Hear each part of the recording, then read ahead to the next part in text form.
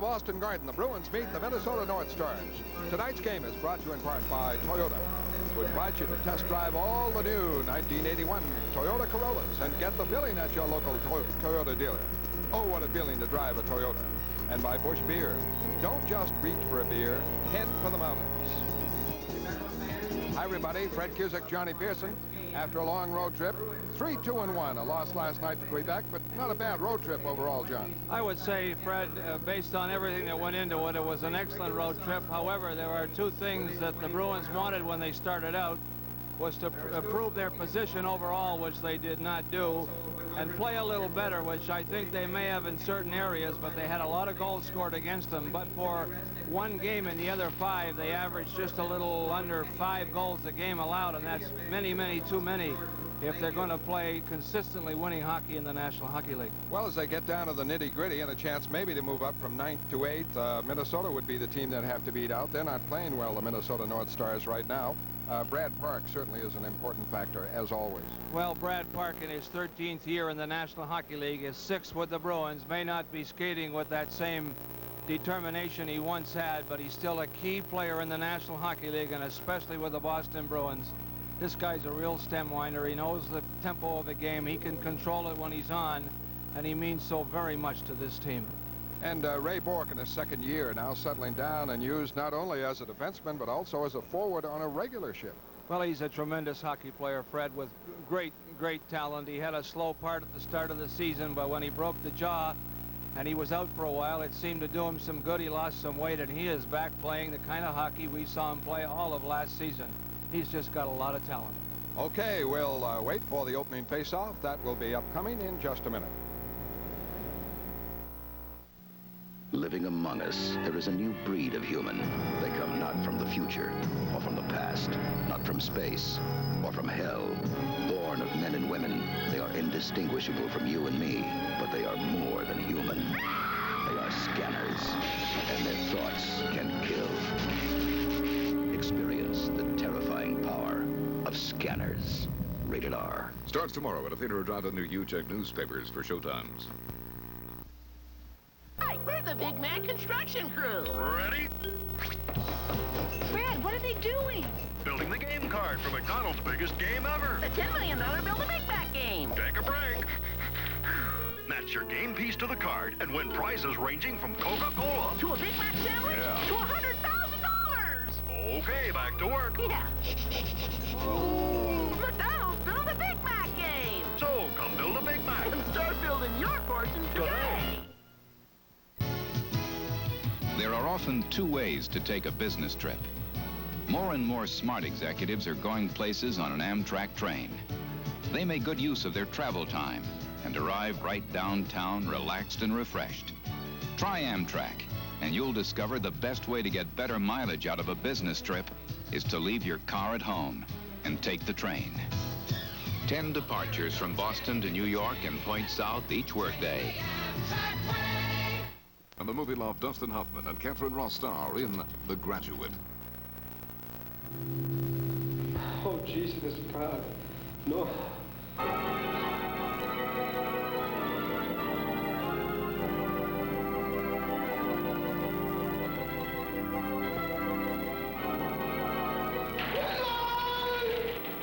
Don't miss The Graduate with only 3 commercial interruptions. Friday night at 8 on TV 38.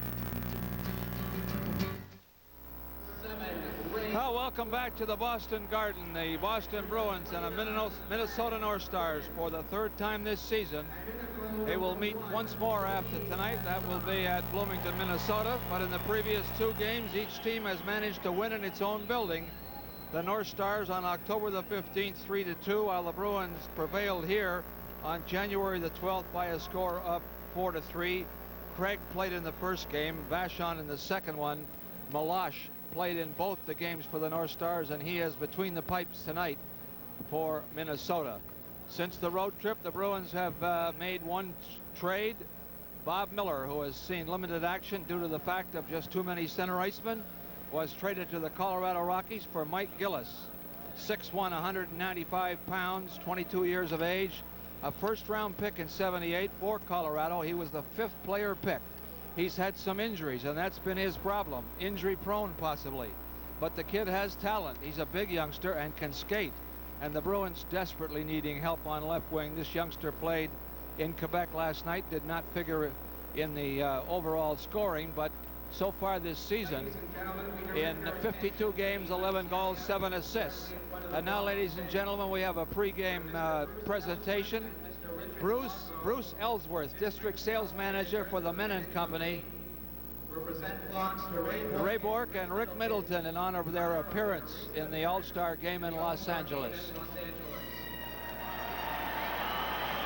And we are having the presentation of the clocks directly below us to Rick Middleton and Ray Bork by Bruce Ellsworth.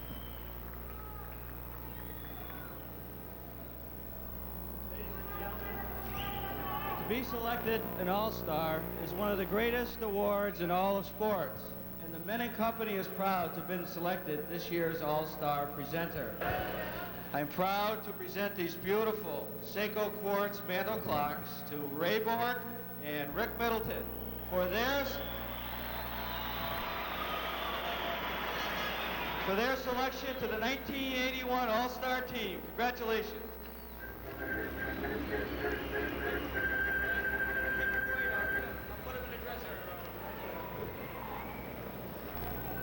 Well, we're moments away now for the start of National Hockey League action. The Bruins currently in 9th place overall in the National Hockey League standings, hoping to improve upon that. The North Stars are directly above them, just 8 points, so they could close the gap here tonight against the North Stars, who have not been playing that well of late. And now, ladies and gentlemen, Rennie Rancourt will sing our national anthem, John Kiley at the organ.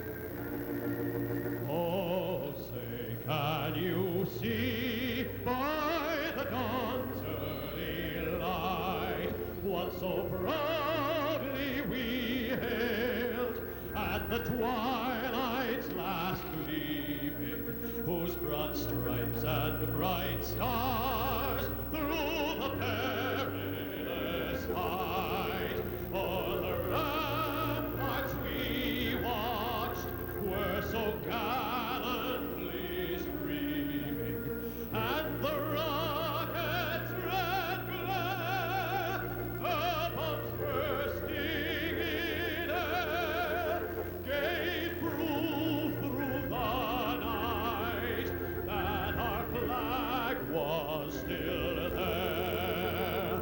Oh, say does that star-spangled banner yet wave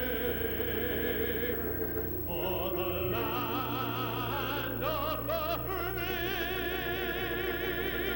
and the home of the brave? The referee for tonight's action, Dave Newell. He's with the orange armbands, if you're watching in color.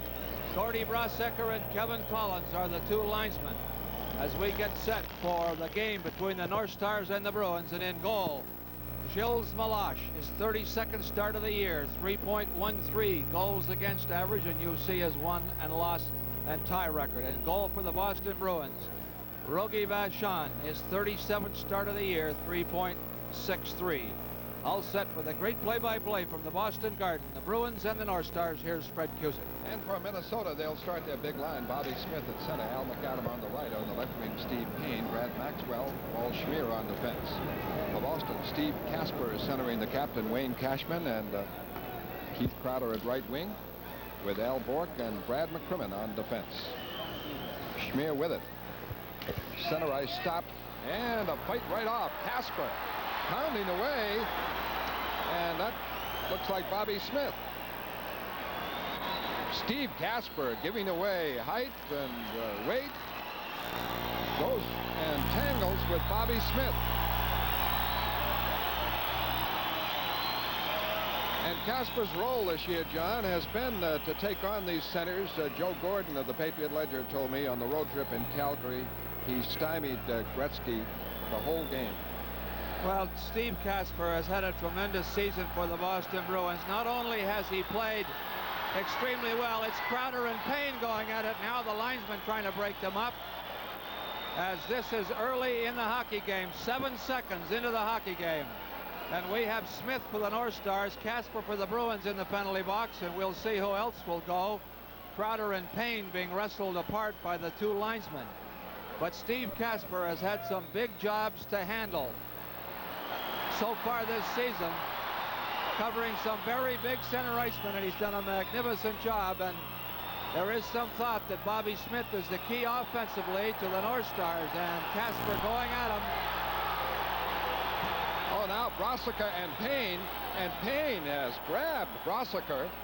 I'll be amazed if he doesn't get some additional penalties out of this. And for sure it will be 5 minutes.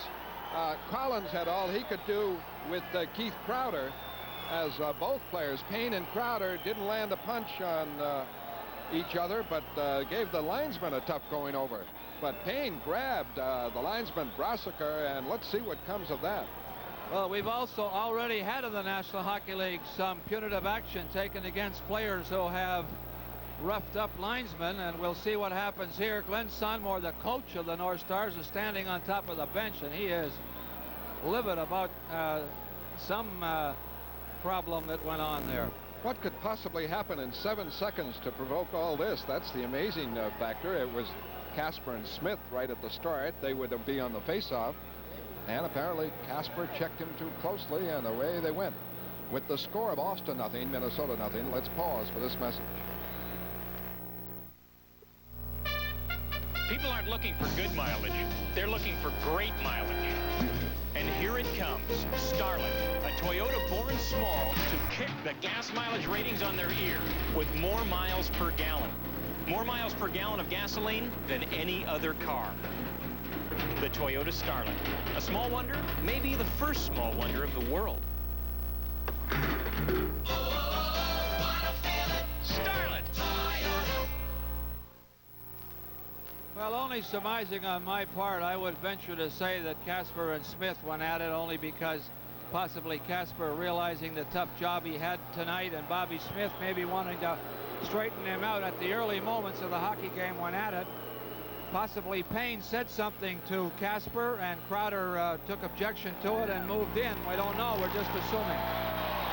Well, Payne is headed for the dressing room, and Newell is acting on that. Now, Chris Nyland of the Montreal Canadiens laid his hands on a linesman, Flaherty, in a game, got a 2-game suspension.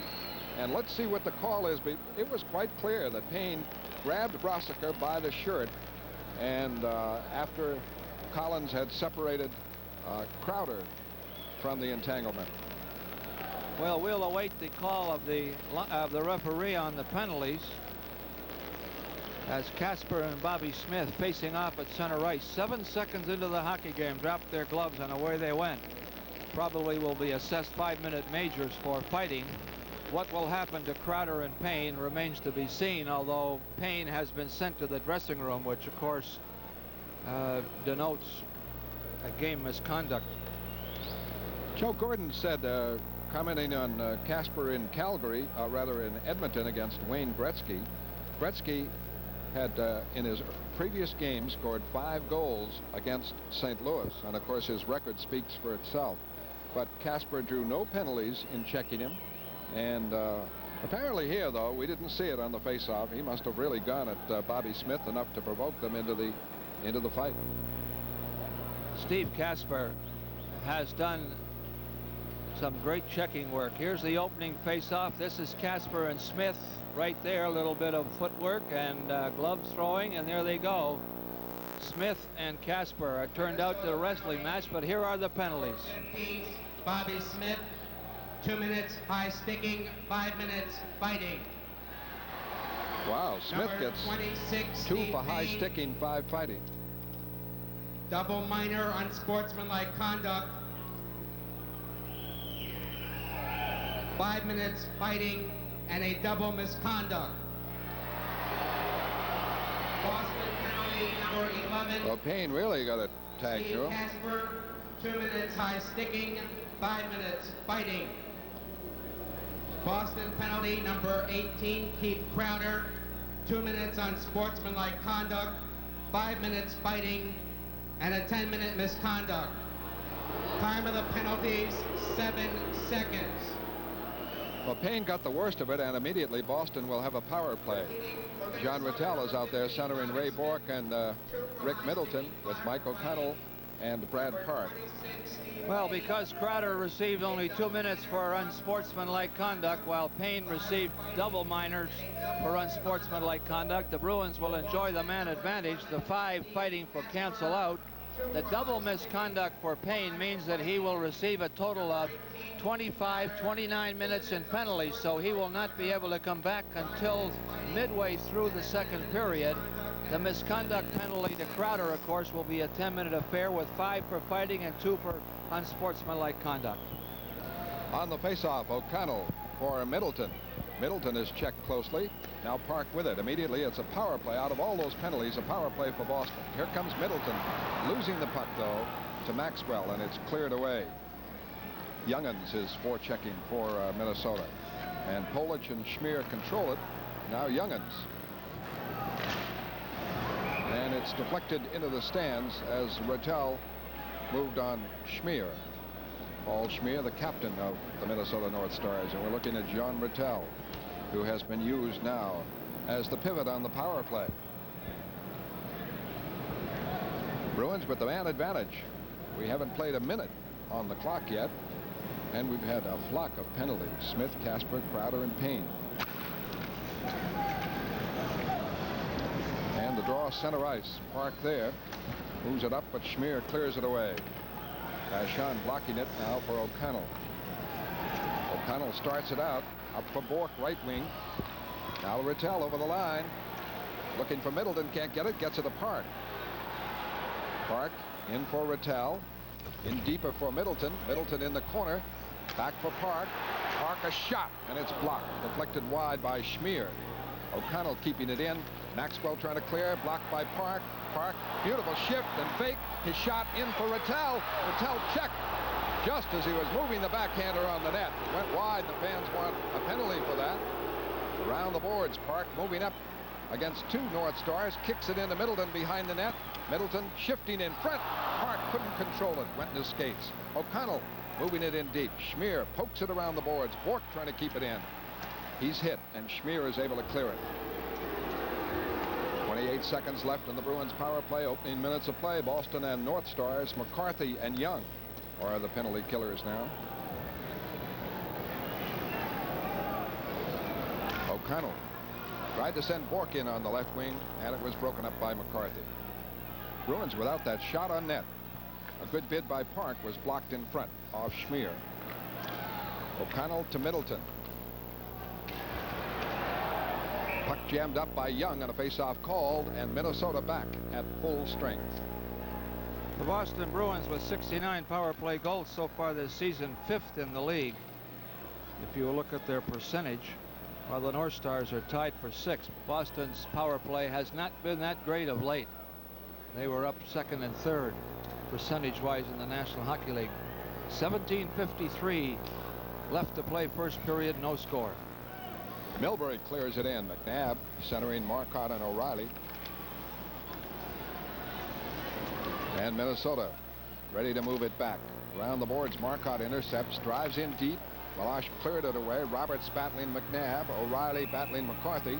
The puck is pinned on a face-off called by Newell. Greg Smith playing on defense for Minnesota. McCarthy is at center against McNabb on the draw to the right of Gilles Meloche. Christoph, the left winger, Steve Christoph from the U.S. Olympic team. On the draw, Milbury with it. Shot missed on the short side.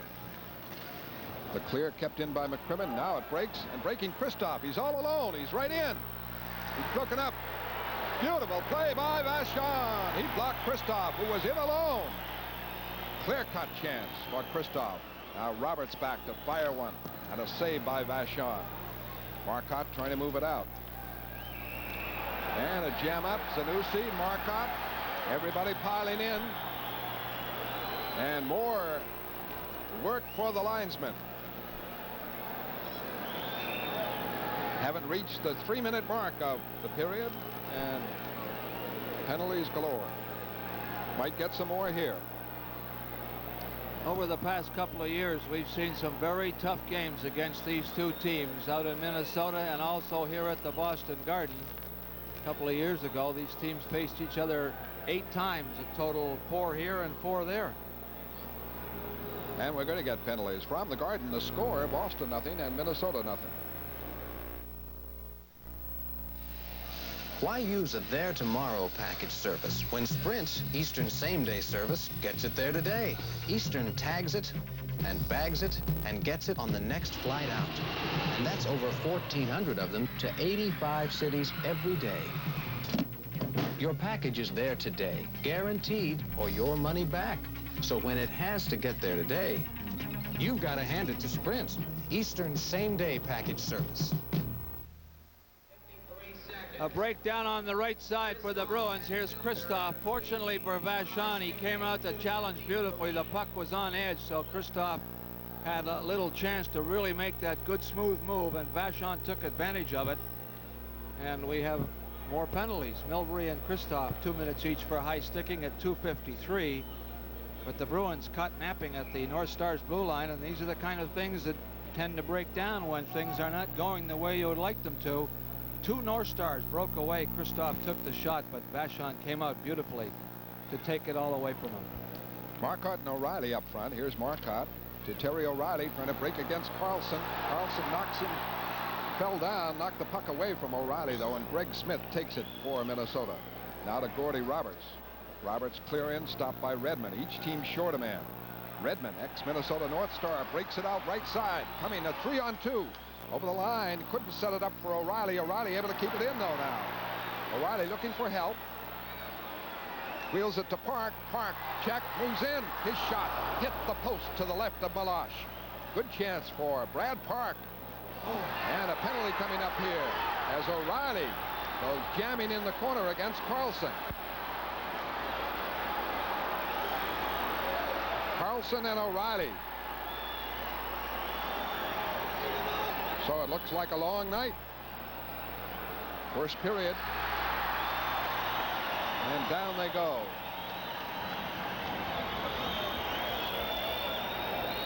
I think Terry O'Reilly may be getting the initial infraction, 2 minutes for slashing. We'll see what they call up on the board, but Carlson, who is their tough man on the Minnesota North Stars, collided with O'Reilly. Looked like he had his stick up around his eyeballs.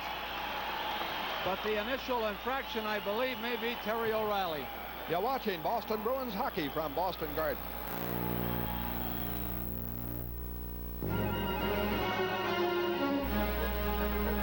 The Maverick.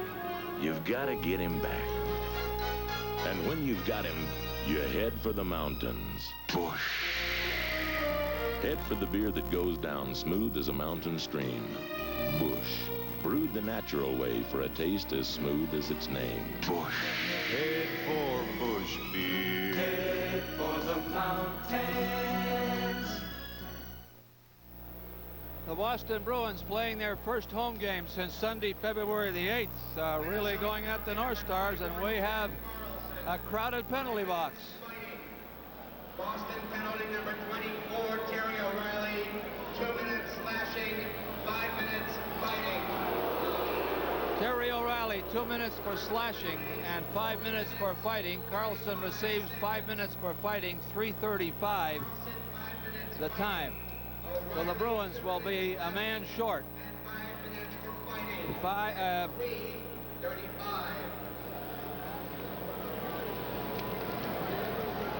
We have the penalty up on the board now, with O'Reilly receiving an additional 2-minute penalty for slashing. So the North Stars should have the man advantage, 4 against 3 by the look of things right now. And that's the way it is. Middleton is out there with Bourque and McCrimmon. Boston short-handed. No score in the game. 16:25 left in the first period. Power play for the North Stars. The Bruins already have had one and didn't score. Young is out there with Maxwell. Brad Maxwell with the puck. Middleton, the lone forward. But out comes Young. Young with Tom McCarthy. Offside, trying to move over the Boston line. Looking at the overall NHL standing, Minnesota is 8th in the league and Boston is 9th. And the Bruins have a game in hand on Minnesota. And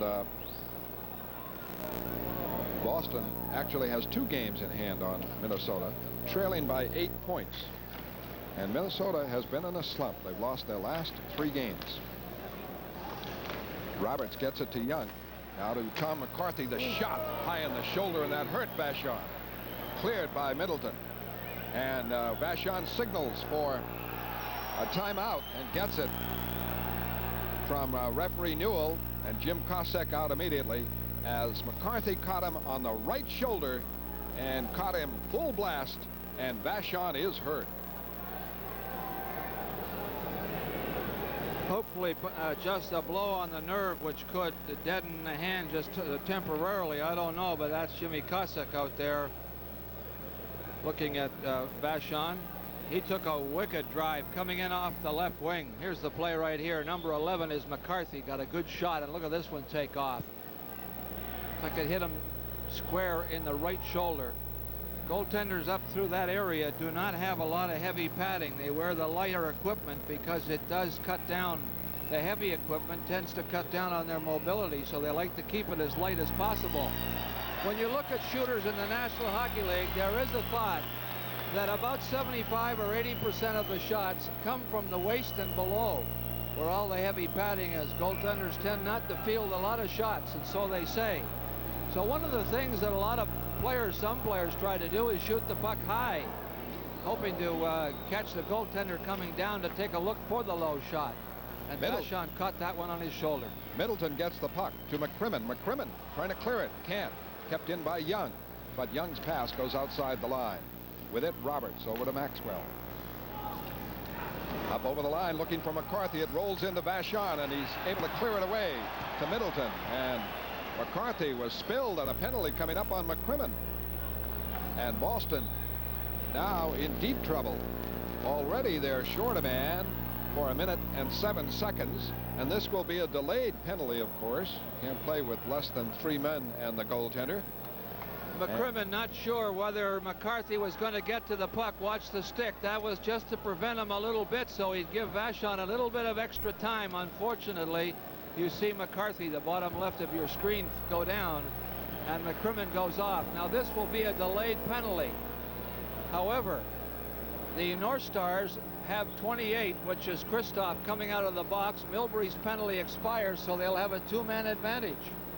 McCrimmon and O'Reilly will be in there. The 2-man advantage will be for 49 seconds when O'Reilly's penalty will expire. Well, we haven't played 6 minutes yet. Haven't played 5 minutes of hockey in the penalty box. Jammed. There's hardly room in there. You can see almost as many in the penalty box for the Bruins as they have on the bench in front of Jerry Cheevers and Gary Doak. So a big chance here for Minnesota in a scoreless game. Middleton stays out with Bourque and Park and clears it away initially. Immediately, of course, it's a 1-man advantage. And in 20 seconds, it will be a 2-man advantage for Minnesota. Cicerelli, rookie called up, gets it off to Hartsburg. Played over the line to Maxwell. Maxwell moves it in. A bouncing puck and a shot goes wide. Cicerelli, number 20, back to Hartsburg. Into Cicerelli, and here's the 2-man advantage now. Kristoff out of the box. Shot off the side of the net. Or Vachon tipped it wide. Around the boards, kept in by Cicerelli. He's checked. Now it goes to Hartsburg. Moving right in. A shot, a save, and a quick whistle by Newell. And a face-off call. Actually, it was a rebound off Vachon, but Newell lost sight of it and blew the whistle. A break for Boston there. In 23 seconds, they'll get O'Reilly back. I really thought Vachon had this puck tied up, and I'm sure Dave Newell thought the same thing. He blew the whistle right away, which was a break for the Bruins, as number 5 Maxwell was trying to contain that bouncing puck. 23 seconds, very important. O'Reilly's penalty has that number of seconds to go. 1:42 on the penalty to McCrimmon for hooking. Middleton still out there. Got it. And it's back now to Park. Park around the dasher, and it deflects out. A break for Boston. 15 seconds left before O'Reilly gets back. No score. Bruins down 2 men, and Middleton, the lone forward with Bourque and Park. Out now comes Tim Young. Clearing in, right to Vachon. Vachon to Bourque. Can't clear it. Stolen by Middleton, and trying to break. Middleton picks up the lawn. Middleton all alone. Rowe, he's wrapped up there. A penalty. Scored! Middleton knocked it in. And wait a minute, no goal. He had blown the whistle for the penalty, I believe. Bobby Lalonde scored the goal, but he had his stick over his shoulder, and the linesman is calling it. Kevin Collins. The referee did not see it, but the linesman very alertly. There's going to be a penalty on the play, but Middleton tried to take Hartsburg out of the play to allow Lalonde to come in and take the puck. Watch the play coming up. Here's Middleton losing his balance momentarily. Hartsburg chasing him. Now he's taking him out of the play so Lalonde can get the puck. At the last moment, he flips it up. Now here comes Lalonde. Stick above the shoulder right there. Knocks it in. The linesman, Kevin Collins, called that. The referee did not see it. And we have a penalty.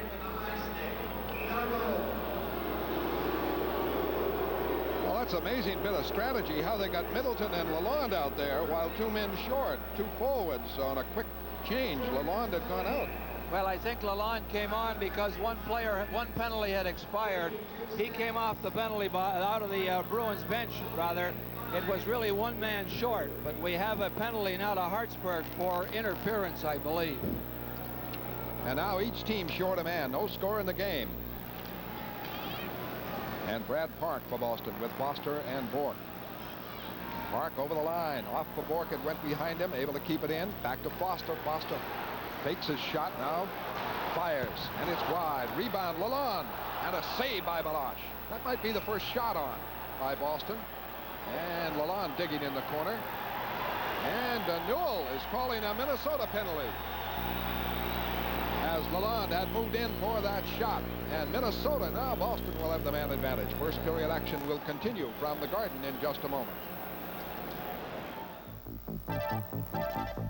Lincoln Mercury Division announces the 10% cash savings plan. Starting now, you can get a check for 10% of the base vehicle sticker price on every new 81 Capri and Zephyr, Cougar and Cougar XR7, Lincoln and selected models of Mark 6. The 10% cash savings plan direct from Lincoln Mercury. We're making it easier to buy a new car. The penalty to Greg Smith for hooking at 6:02, and we've had a ton of penalties so far in the hockey game with only 6 minutes and 2 seconds played. No score.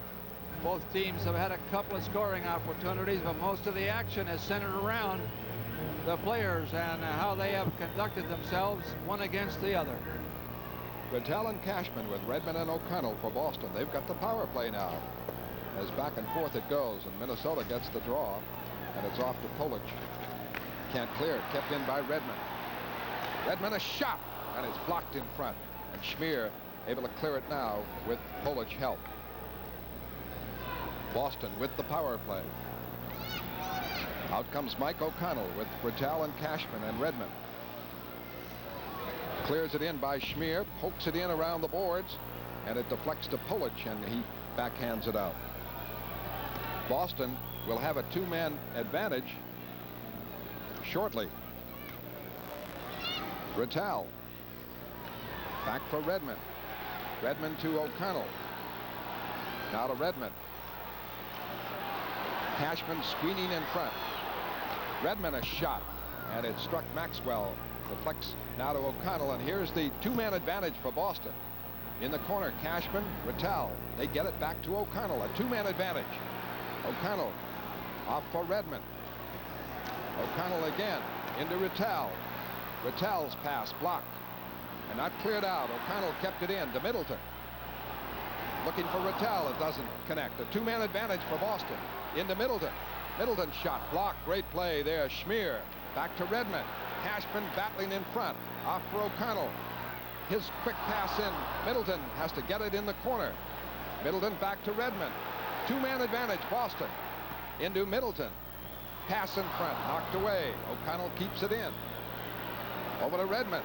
The man almost coming out. The first one. His shot. Deflected wide. Middleton rolls it in front. Nobody can get a handle to it. O'Connell does at the point. His shot blocked. Rattel the rebound. It's blocked by Meloche. Great play, Meloche, and he's able to get the whistle, and he is hurt. And a two-man advantage, and that didn't pay off. Let's pause 5 seconds for station identification. This is the Bruins Television Network. This is WSBK-TV, Boston.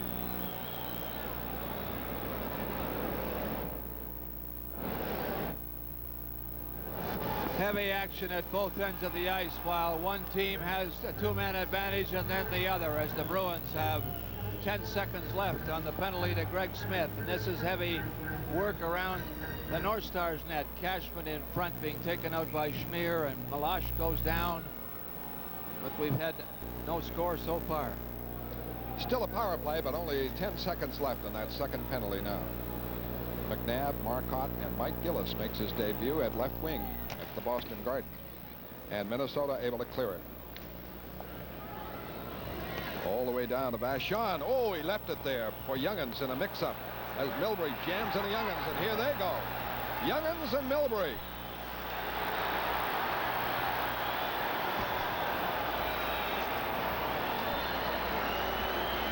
And both getting in their licks. And we're going to need a replacement for the linesman. Mike Gillis may go.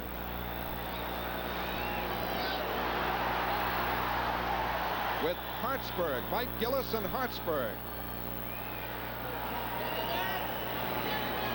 Craig Hartsburg and Mike Gillis. They'll be going out, and Hartsburg getting some effective licks in against Gillis as Milbury is off for battling Youngins. And Ray Newell draws out the piece of paper and the pencil, but the pencil doesn't seem to want to work. He was trying to write some numbers down. And it goes without saying that he might have lost control of this game, at least at this moment. And we'll see what the penalties will be. So Hartsburg and Gillis are separated. And with the score of Boston nothing, Minnesota nothing, Bruins hockey will continue in a moment. In some countries, people keep their cars so long, it's almost part of the family. They've learned that proper car care can lead to improved mileage and a longer life for their car. Many Americans have learned the same thing. Regular maintenance with quality Texaco products and using Haviland Supreme can mean good mileage and a longer life for your family car, too. Trust your car to the products with the star. 8:06 of the first period. We had 81 minutes in penalties before this altercation. We'll just add those to that total and see how we come out, but they have been plenty of penalties. The North Stars 6 minors, the Bruins 5, 3 majors each. Misconducts 2 for the North Stars and 1 for the Bruins, and we'll just add to what we're going to hear now from the referee Dave Newell, who has his hands full and is earning his money. And there's Mike Gillis. His home debut, short-lived, at least until we hear the announcement. He may be through for the night, I don't know. Hartsburg also went to the dressing room, and we did see Gillis whack Collins as he tried to break up the battle between Hartsburg and Gillis, and so out goes Gillis. I don't know what Hartsburg is going out for, but John, I was reading that they took a lot of the fighting out of hockey. What happened to that? Well, here's the play coming up right now with, of course, 29 is Youngins, and there's Milbury crashing into him.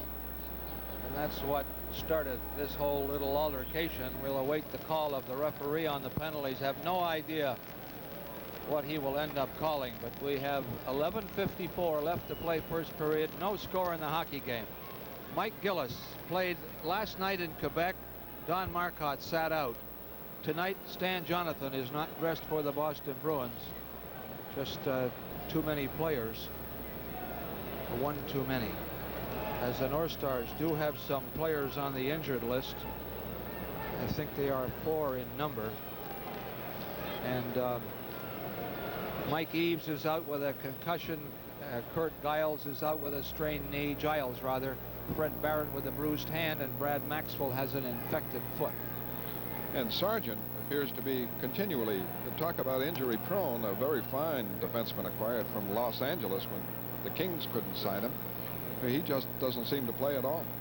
Sargent was a player that the North Stars acquired when they received that merger with the Cleveland team, and they had a surplus of players, and Los Angeles took 2 or 3 in exchange for Sargent. A very fine defenseman, a tough competitor, plays very solid on defense, not as strong on offense as some, but he makes up for it by protecting the goaltender. He has seen very little action for the North Stars.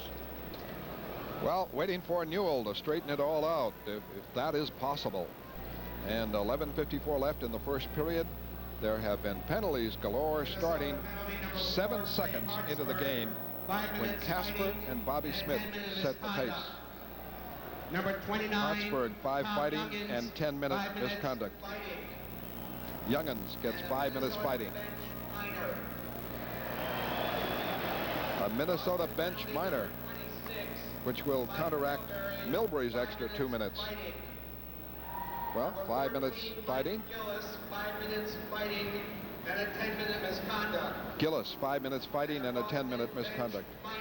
And a Boston bench minor. That's the minor penalties in effect. 6 seconds. Repeating for Minnesota, number 4. There it is. Hartsburg, 5 for fighting. The referee Newell, Number 29. a busy man trying to keep the log. And a Minnesota bench minor. And right now, it looks very neat in the penalty box. There are just 3 men there. Crowder, I don't think, is in the penalty box. He is not. And Minnesota has 3 men in there. 126 minutes in penalties. And 11:54 left in the first period. Each team short a man. Kasper is back against Bobby Smith. They lasted 7 seconds before. McAdam now on the faceoff. Kasper draws to Bork. Bork rolled it, stopped by Roberts, moves in, shot, and a save, Vachon, and he rebounds it out to Kasper. Now to Cashman. Can't move with it. Kasper gets it over the line, into the corner, broken up by Roberts. Fighting for it. Cashman there. Had it. And finally, Bobby Smith flattened by Wayne Cashman. Cashman was ready to backhand it. Smith came in, and Cashman must have seen him coming somehow and bumped him and knocked him down. Wayne Cashman turned the shoulder just at the right moment. Here he comes to try to dig the puck out. Here comes Bobby Smith. Watch the shoulder right there, and he just got Bobby Smith as he came in and knocked him down along the boards. And there has been plenty of action for Dave Newell, the referee, to keep his mind off other things, I'll tell you. Well, the importance of this game, that 8th position is much more favorable than 9th. It's crucial, and Minnesota realizes that, even though they're 8 points ahead of Boston. Boston 2 games in hand. And Minnesota losing 3 in a row, and so they are chippy, and Boston, well, this is Boston Garden. And now Minnesota trying to move out against the forechecking of the Bruins. Greg Smith off for Gordy Roberts. Roberts carries all the way, looking for McAdam. It rolls to Cashman, and Bork flattens McAdam, and Bork is going out for high sticking. And now there they go, Bork and McAdam, and Bork comes right back at him, and they're toe-to-toe, Bork and McAdam. Al McAdam from Prince Edward Isle, a veteran of National Hockey League play, and Ray Bork. And the linesmen adopting different strategy this time. They're going to let them fight. And McCrimmon is in the corner with Greg Smith, and that may break out. But the extra penalty going here will be to Bork for high sticking. Well, I tell you, Brossiker and Collins, the 2 linesmen, I think they're tired. They're going to let these fellows fight from here on. And when they finally get tired, and there goes McCrimmon and Greg Smith. And a left by McCrimmon. And back comes Greg Smith with some effective rights. And they're really exploding now. Newell looking on. Some heavy hitting there. John, we had a long 17 days off, and one of them I saw some amateur fights down in North Dartmouth. And I think the program went about 3 hours, but I tell you, there's been more fighting here. Well, I think that Dave Newell right now has got to start throwing players out of this hockey game. That's the only way he's going to settle, or any chance to settle this thing down, is to throw a couple of players out and warn them that any more fighting, he's going to throw them out. McCrimmon and Roberts go at it, and Roberts pounds him down. So, thankfully, the linesman, Brossiker, steps in. Gordy Roberts and Brad McCrimmon. McCrimmon already was being bounced out for fighting Greg Smith. And the amazing thing is, what has prompted this antagonism? There was an occasion a couple of years ago, Don Cherry, the coach, and John Wensick here, you'll recall it, when Wensick challenged the Minnesota bench and got no takers. I think maybe that still rankles, and now they're showing that they're going to stand up and fight. I don't know. Hard to understand what really prompted. At 7 seconds of the first period, Bobby Smith and Steve Kasper, 2 minutes for high sticking and 5 minutes for fighting each, and before the players could get to the penalty box and settle down, Crowder and Payne went at it, and we've had a succession of battles between players, and we are yet to pass the midway point of the first period. Out goes Greg Smith. Out goes Brad McCrimmon. Oh, a fight at the bench. Keith Crowder, Marco Barron, Greg Smith. The bench is empty. A wild scene at the Boston Garden bench as the Minnesota players come off. This was Greg Smith. As far as I could see, Keith Crowder and Marco Barron starting that. And the cameraman is right in the midst of it. And the punches are whirling all over the garden. And it is one of the wildest scenes we have ever seen at the Garden. It started. That cameraman is not going to make it, John, in the runway.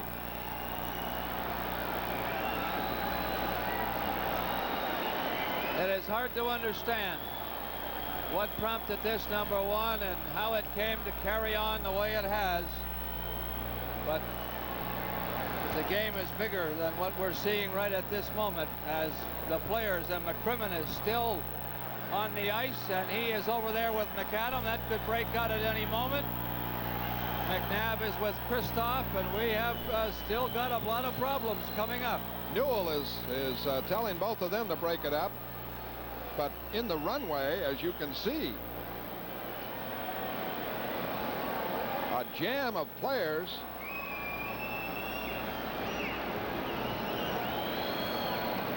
And it's going to be awfully hard for Newell to sort it out. But coming off the bench, there is, of course, it all happened right near the Bruins bench. The Minnesota team had to come off their bench and cross the ice.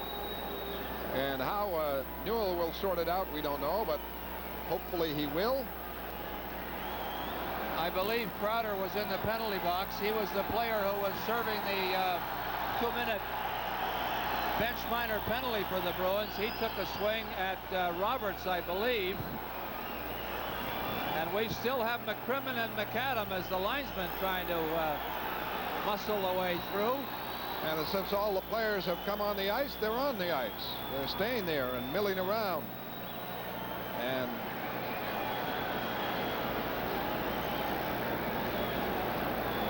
there have been articles this year of a lack of fighting and brawling and milling about and pulling jerseys, and there has been.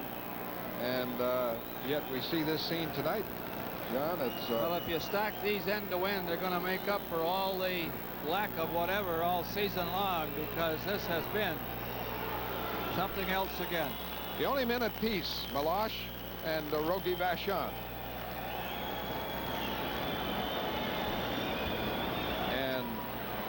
11:02 left in the first period.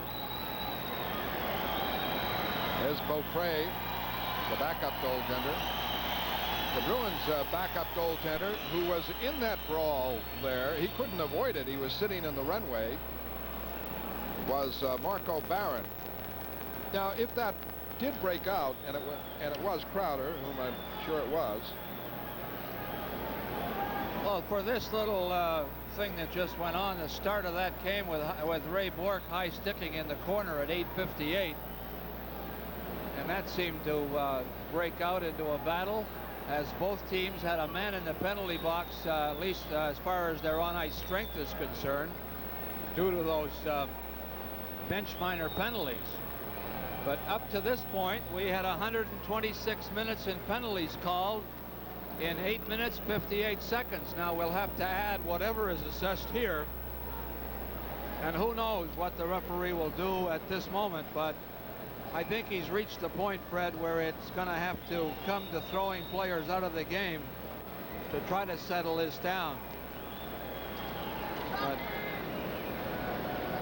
they are still milling about. As you see, the two linesmen, Collins and Brosecker, along with the hidden referee, Dave Newell. Now, he will ask the opinion of the two linesmen as to their versions of what went on. And he tends to go along with what they say about the various players and numbers. And we'll have to wait for the official announcement, because it's such a mess down there. Well, it started, as John said, this particular segment with Bourque high-sticking McAdam, and then they went at it, and the linesman adopted the theory of let them fight, but that didn't work at all. Apparently antagonized everybody as they watched it, and then, of course, it was McCrimmon and Greg Smith going at it. Then McCrimmon suddenly fighting with Gordy Roberts, and enough punches thrown to last a full season here at the Boston Garden. And the tough assignment goes to the referee, Dave Newell, and particularly tough assignment if two men ever earned their pay: Gordy Brosecker and Kevin Collins, the linesman. And Newell now trying to sort it out. So, John, you had 17 days off and you played some golf. You went to Florida. You've got a nice tan. Well, I feel great, but I'm exhausted now just watching what was going on down below, I'll tell you. Hopefully we can settle down and play some hockey.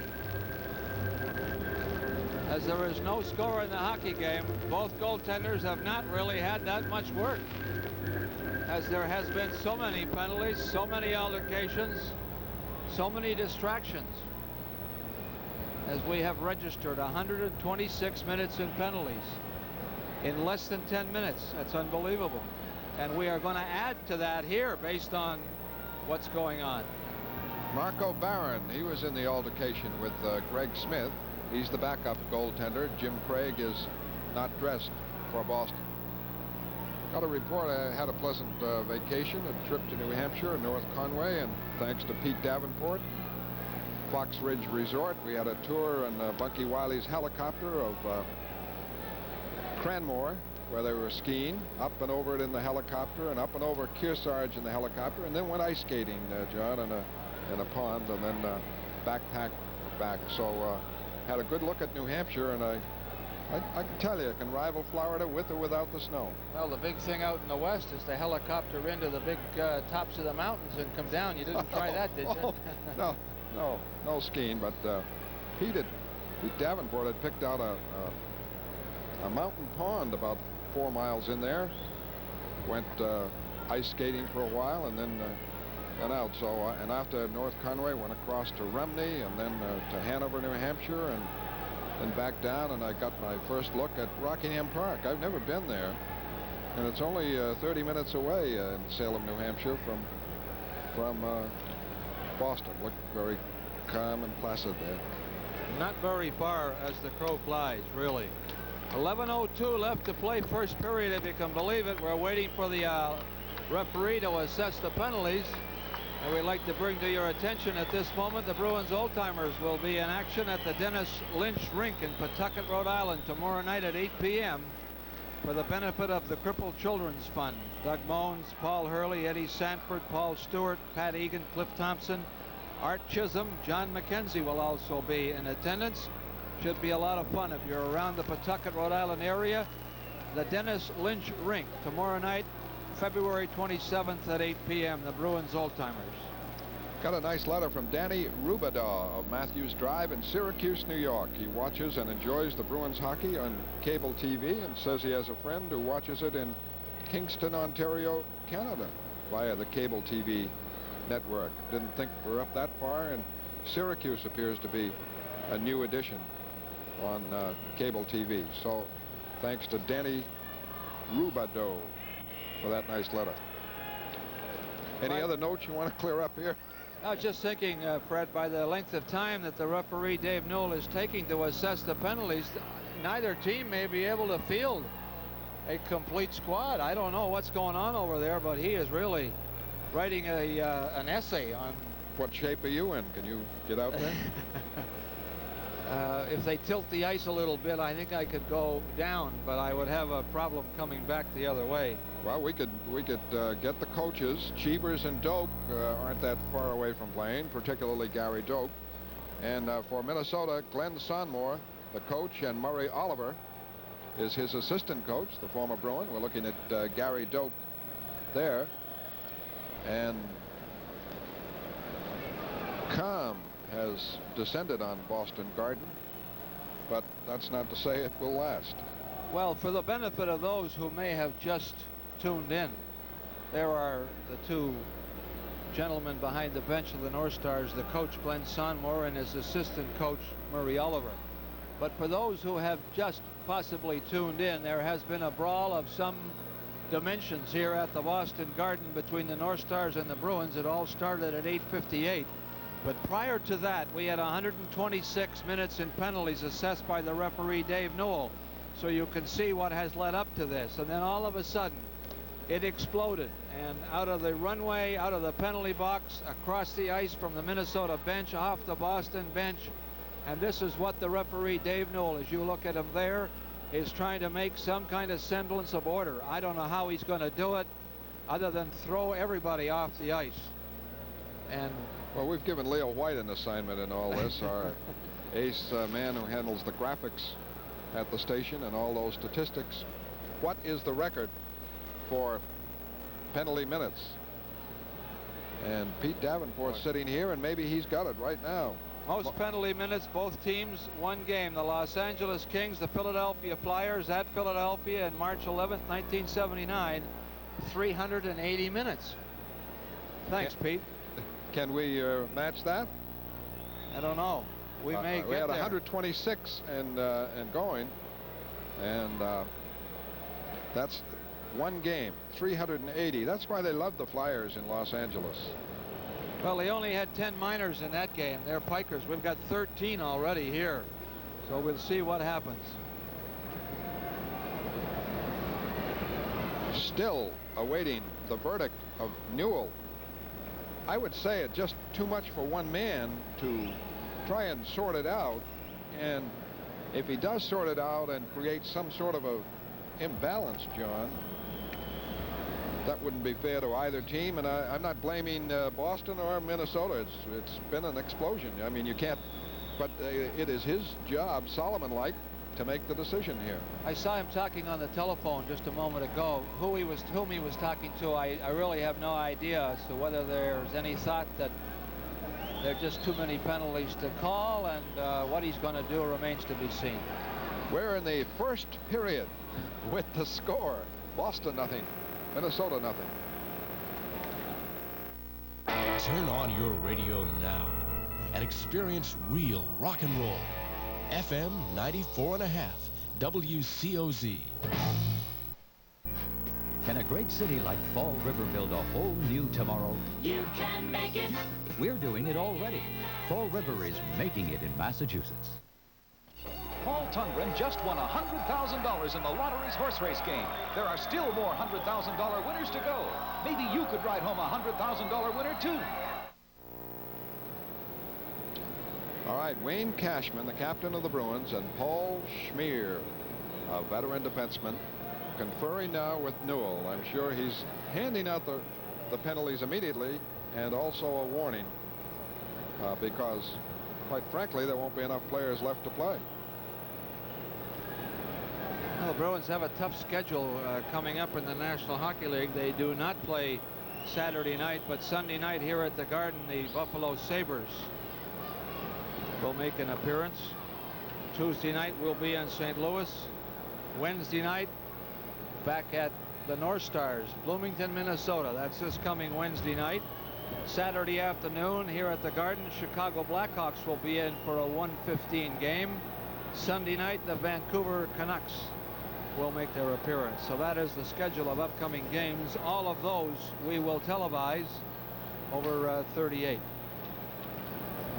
The problem probably that could be really attributed to this particular outbreak, the most recent one, in the runway next to the Bruins bench, is the fact that Crowder didn't have room in the penalty box to sit there and serve his penalty, and he was sitting right there. Apparently had words with Greg Smith coming off the ice, and pretty soon the eruption and the bench clearing from the Minnesota end. But how big can you make penalty boxes? Montreal out in front in their game tonight at Colorado, 2-0. And Pittsburgh leads Washington 4-2, probably in the second period of their game. We're still in the first period, 11:02 left in the first period, and we've had penalty after penalty. If it was a little closer to the end of the period, I'm sure the referee, Dave Newell, would have said, hey, go to the dressing room while we straighten this out and take the intermission. But we have yet to reach the halfway mark, and we've got a problem. Most penalty minutes both teams won period, 372. The Los Angeles Kings and the Philadelphia Flyers, March 11, 1979. That must be the same game. They probably got 8 minutes in penalties after that one period. I don't know. It settled down a little. Well, we're not going to match that, but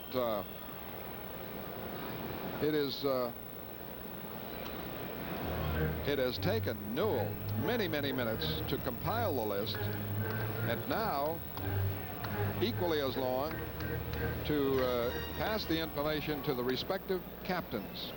You look at referee Dave Newell, who is a veteran of National Hockey League officialdom, and perhaps that is fortunate. You can't blame Newell. He's tried to put a handle on this game initially, and the linesmen have moved in on fights, and then they tried the other tack of letting the two combatants go, but nothing seems to work. The fuse is there. Len Frizzoli, who's with security, he's down there next to Dan Canny, and he was right in the middle of that in the runway. There he is. As it was not calm down there, and our cameraman, we've lost. Oh, the cameraman was kicked out. Well, we'd like to review the scoring at this moment, but there has been none. And the shots on goal have really been few and far between. But looking at the Boston Bruins, Fred, while we have a moment, I think over this season totally, it's been a very much up and down season, but from almost the start to the point at this time. Unpredictable might be a better word, but looking at them from the forwards back to the defense to the goaltender, it seems to me that the breakdown for most of it has come through the forwards, who have not produced with the kind of consistency to a great deal that they did in past years. And of course, that sometimes can affect what goes on in the defense corps back to the goaltender. Sometimes when the goals are scored, you can't always blame the defense. You have to check and see what the forwards have done to help out or to assist them in making that kind of a defensive plays. There have been too few forwards carrying the load for too many, and I think that's been one of the reasons why the Bruins have not played as consistently well as most people thought they were going to at the outset. And so we are still waiting, the referee, to try to straighten out this problem. In the runway, as you perhaps saw in our coverage, was our cameraman Robin Fogden, he did a nice job. He was right in the midst of the battle. He has been kicked out of that area, not out of the game, I'm sure. There he is. Oh, here he is in the action. Where is the cameraman? Well, Pittsburgh is at Washington. We have some goal scorers for you. It's 4-2 Pittsburgh at the end of the first period. Pittsburgh having a problem. I mean, Washington, rather, trying to find a consistent winning streak. They have a good team, but they have had their problems of late, trailing Pittsburgh 4-2. Pittsburgh's goals by Lonsberry, Anderson, Malone, and Keogh, while Gartner and Lofthouse have scored for Washington. Pittsburgh 13 shots on goal, Washington 11. For Pittsburgh, Millen is in goal, and Palmatier for the Capitals. Well, I tell you, Pittsburgh hasn't had a great season under Eddie Johnston, not a bad one, but if that Malone is back, they will make the playoffs. He has been hurt for a good part of the season, and a fine aggressive sentiment. Now Jerry Cheevers has been handed a list. There's Bork, who's going to go in. It all started, that is the most recent hassle, with the Ray Bork Al McAdam battle, a high sticking to Bork. Then they were in the fight. Then McCrimmon, Greg Smith. Paul Schmier, the captain of the North Stars, explaining the situation to Glenn Sonmors, the coach, as he was explained to by the referee Dave Newell. And he gave him a list of the paper, and now we're going to have a problem because Schmier is going over at the instruction of the coach to speak to the referee about certain things that are on the list or aren't on the list or whatever. And we will have a further delay as... And Newell's not going to talk to him. I got to tell you something. I don't blame him. So that's it. And Schmier reluctantly comes back to the Minnesota bench to Glenn Sonmors. And Jerry Cheevers is not too happy over it either, so I'm sure there are things on his list he doesn't agree with. Standing there sort of saying something to Newell. He finally blows the whistle. We'll try to get a report on the penalties for you, which I'm sure will be many in number. And maybe this will be the starting point of hockey here at the Boston Garden. The North Stars and the Bruins, no score, 11:02 left to play in the first period. And the word on both benches is go up and warm your legs up, because we've been standing around for a long time. I didn't put a handle on the how long the delay was, because we just didn't expect it to be this long. Well, the game started at 7:30 or at 7:35. By my watch, it's now 8:35, so it's taken us an hour to play. 9 minutes. That's it. And you keep thinking of that Rodney Dangerfield line. I went to a hockey game the other night and saw a fight. I went to a fight and saw a hockey game. I think he went to a fight and saw a hockey game, didn't he? That was it. Yeah. Newell and Schmier still debating a point. That is Schmier with him. While we have a moment, Fred, we're going to have Ken Hodge on at the end of the second period, talk about the Massachusetts Celebrity Sports Carnival to the benefit of the Special Olympics. And Ken Hodge done a magnificent job as state director. John, they're going to announce the penalties at the end of the period. That's a good move by Newell, but initially 6 minutes of minor penalties up there against Boston, and that would be for Bork's high sticking. That would be 2 of them that would create an imbalance. And I think McCrimmon grabbed 1 or 2, certainly 2 of them, and maybe there's another one, maybe Crowder. They're just whatever. But it will be 6 minutes. The Bruins will be shorthanded. That's the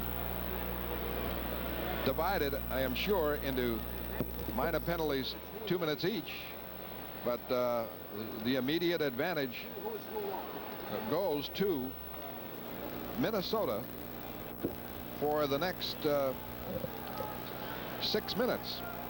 Dave Newell has made a judgment that he will not give out any of the penalties until after the period is over. I would say, Fred, your assessment is probably correct. However, they should put them on the board individually, because there will be delayed penalties if they are involved 3 players. If the 6 minutes is against 1 player, then it will be a different situation than it would be if it was against 3 players. So they're going to have to break it down on the penalty board in order to make the thing work. And perhaps that's the point that Cheevers is arguing with Dave Newell right now, saying, how is this going to work? Well, Boston could have actually 4 minors in the penalty box. They've got already a bench minor, which was Crowder. I think he's the other player. He may get an additional penalty for coming out of the penalty box. In fact, he may get a double minor. I'm not sure how that is assessed. I have to look it up. But it could be Crowder, McCrimmon, and Bork, Ray Bork. So that would be 3 minors, which should all be posted on the board, because the Bruins will be 2 men short at one point, but they will be delayed penalties. So he's got to put them up individually in order for us or the people here to see what's going on. I think it's ridiculous.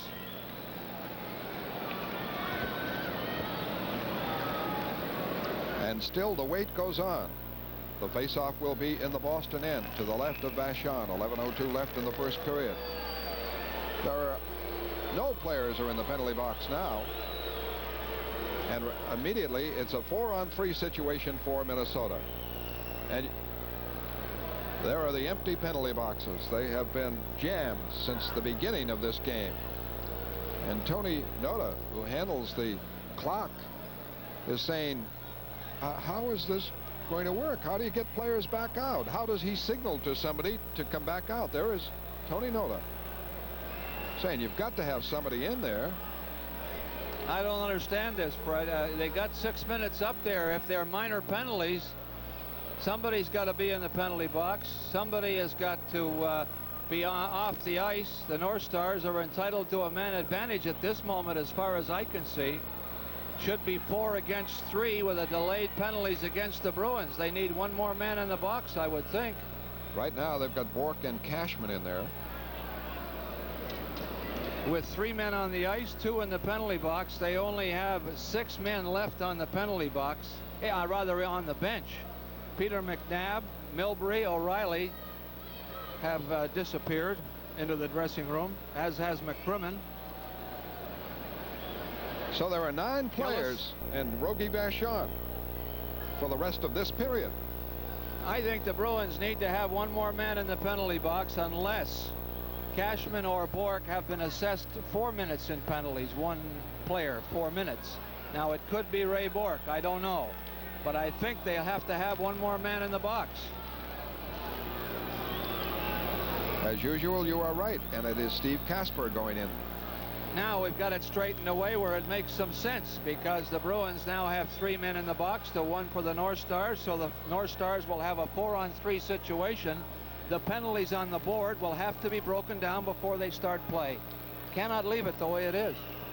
The other factor, of course, is that the Bruins are down to 3 defensemen: Park, Redmond, and O'Connell, while Bork is in the penalty box, depending on when he comes out.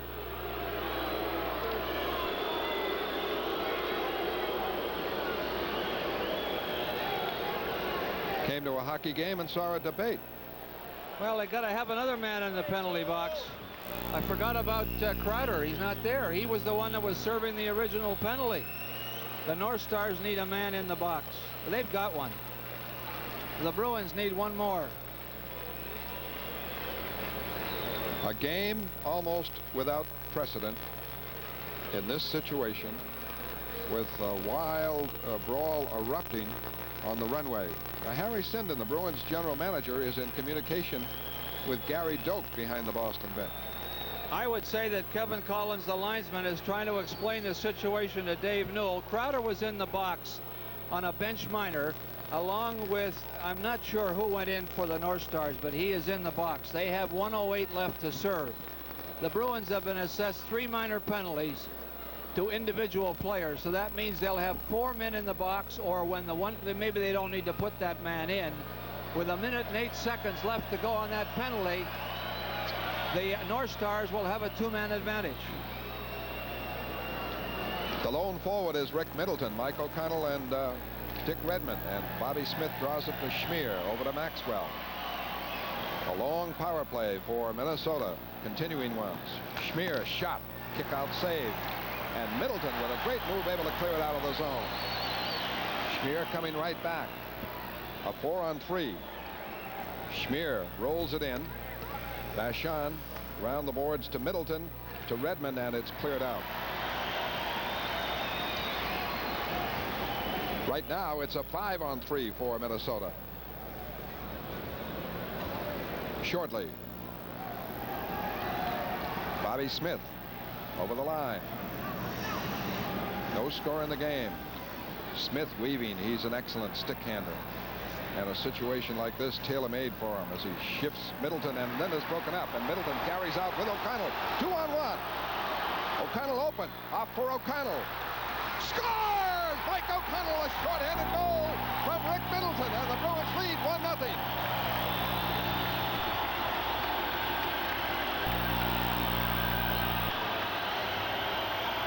The crafty little player, Rick Middleton, holding the puck long enough to draw the lone defender back. Here's Bobby Smith, and Middleton intercepts. Now watch the crafty little guy hold the puck long enough to draw the one defender, Maxwell, over to give McConnell the room, and he flicked a high-rising shot over the catching glove of Gilles Meloche, and the Bruins, shorthanded, take a 1-0 lead. Middleton assisting on the goal by O'Connell at 9:56. Park trying to clear it. Foster battles to move it out. It's kept in by Cicerelli. Now for Young in. And the backhand flip misses the net. Jackson keeps it in. Pass up block. And out comes Park. Park hit, but keeps the puck as Zanussi went right at him. Back now to Redmond. Redmond controlling, weaving, still holding the puck. Cuts back in the zone. 5-on-4 is the situation. 4:28 left on the long stretch of penalties. Foster and Marcotte out for Boston with Park and Redmond. And breaking down McCarthy. McCarthy, Cicerelli, broken up by Brad Park.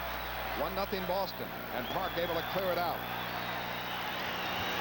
Back for it is Jackson. Still a power play for Minnesota.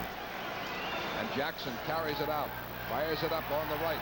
Kristoff checked by O'Connell, who dove after him. In the corner, Marcotte dug it free. And Foster starts it up to Marcotte. Marcotte at center ice, holding the puck. Dropping it for Park. Park able to clear it. 3:43 left on the string of penalties against Boston. 1-0 the Bruins. 8:40 left, first period. Maxwell starts it out. Maxwell broken up by O'Connell. He may have a break. Schmier trying to get back. Rattel coming up. O'Connell holds, shoots, and his shot goes high as O'Connell almost had a breakaway. Out now comes Kristoff. Over the line, holding. Losing to Redmond. Redmond able to clear. 3 minutes and 15 seconds left on the penalties against Boston. Maxwell starts it back. 1-0 the Bruins. A shorthanded goal by O'Connell from Middleton. Bobby Smith checked at the line. Maxwell starts it. Off to Polic. Polic. Schmier. They roll it in. Behind the net. Kristoff back on the point to Schmier. Schmier into Polic. Over to Maxwell. Checked by Lalonde vigorously. Puck kept in by Bobby Smith. Smith into Kristoff. Bobby Smith in the corner. O'Connell watches him. And they move it out in front, blocked. And Rattel on it, able to clear it. On the rebound, a big save by Vachon. Winding up Maxwell. 2:20 left on the penalties against Boston. Out comes Jackson. Lalonde, a heavy hit there on Maxwell. And Maxwell started to go for him. And let's see what this call is. Maxwell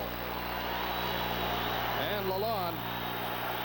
Two penalties coming up here. Maxwell and Lalonde exchanged sticks over in the Boston blue line, just inside the blue line. Then the puck came down to the North Stars end. The linesman, I think Collins, called the penalty or signaled to the referee, Dave Newell, to call them. What an outstanding job the linesmen have done tonight, John. Kevin Collins and Gordy Brosica. Kevin is from Springfield. They really have done yeoman work tonight with a tremendous amount of penalties. we have yet to have the list of what was assessed. 2 minutes interference. Time of the penalty, 12 minutes, 44 seconds. Each team short a man now. For interference. And Middleton trying to break. Checked by Zanussi. Hard. McCarthy with it. Spill. Gets it back to Jackson. To Schmier. 1-0 the Bruins. 7 minutes left first period. The penalties, so many, so long that they couldn't announce them all. Here comes Jackson. Jackson going in deep. Drops a pass right between the fingers. And all the way to the Minnesota end.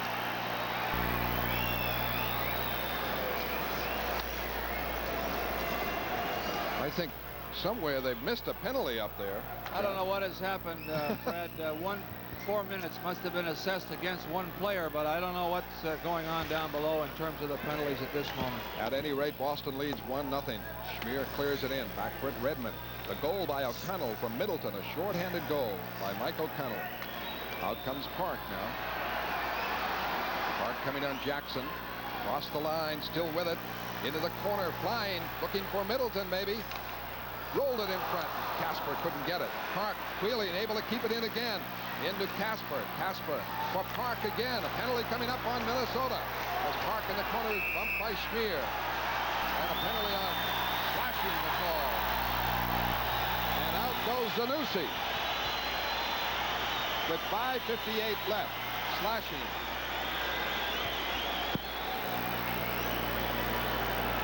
And it's going to take many a day to straighten this one out and sort it out, so we'll just pick it up as it goes along. Yeah, let it flow, baby. And here's the play coming up. Bobby Smith going around, but watch Rick Middleton grab that loose puck. And here they come again. He made a beautiful play on Maxwell. You see how he drew him over? He committed himself beautifully. And he gave O'Connell just that little extra second to get set up, to face the net, pull the trigger, and he beat Malage beautifully to the top corner over the outstretched catching glove. The penalty coming up, Zanussi for slashing, and this one is at 14:02 of, if you can believe it, the first period.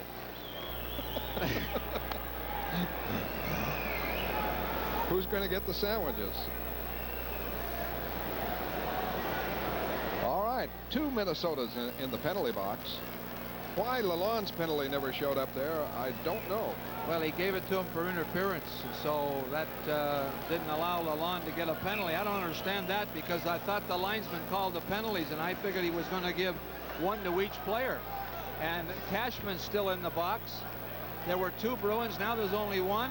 I don't really. It's well, Lalonde did not get a penalty. That's so right. That's right. But Kasper was in there with Cashman just a moment ago, and now Kasper's on the bench. We'll get it straightened out before the July 4th break, I guess. Right now, Middleton moving in the zone. Middleton back to Bork, right point. It's a power play Boston. Redmond holding it. Middleton screening. Pass in for Rattel. Missed. Rattel gets it behind the net. Back for Bork. Bork in deep. Holding. Power play Bruins here. Big chance for them. They lead 1-0. Rattel moving in. Look for the corner and shot it wide. And Redmond fights to keep it in. Rattel does. Off for Bork. Bork moving. The shot. Blocked. Deflected and almost went in. Middleton fights for it. And Schmier able to clear it out. And now Minnesota gets Brad Maxwell back. We thought that Lalonde and Maxwell were getting the penalties. Only Maxwell did. That was the situation. Here comes Bork. 4-on-4. Bork off for Redmond. Redmond checked by McCarthy in the corner, and he lost it. Now it's 5-on-4 for a minute. Bruins with the power play. 55 seconds left on the Zanussi penalty. 4:50 left first period. 1-0 the Bruins. O'Connell, who has scored the only goal, breaks. Along the line. Clears in deep. Cashman in the corner. Rolls back. Kept in by Bork. Now for Rattel. Rattel back for O'Connell. Shot. Loose. Rebound. Score, Rattel! John Rattel fires in the rebound to make it 2-0 Boston.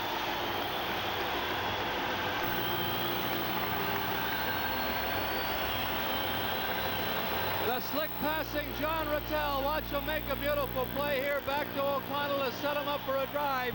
And here comes the rebound. And who moves in on it but number 10, John Rattel, a little bit of a flick shot. And he might be saying, I had the pitching wedge out on that one, as he is a magnificent golfer. But Rattel puts the Bruins out in front 2-0. O'Connell gets an assist on the play. This one comes at 15 minutes and 31 seconds of the first period. The teams are at full strength. We haven't seen that in a couple of hours here, it seems. 4:29 left in the first period. 2-0 Boston. Mike O'Connell is figured in both goals. Short-handed and power play. Bork also an assist.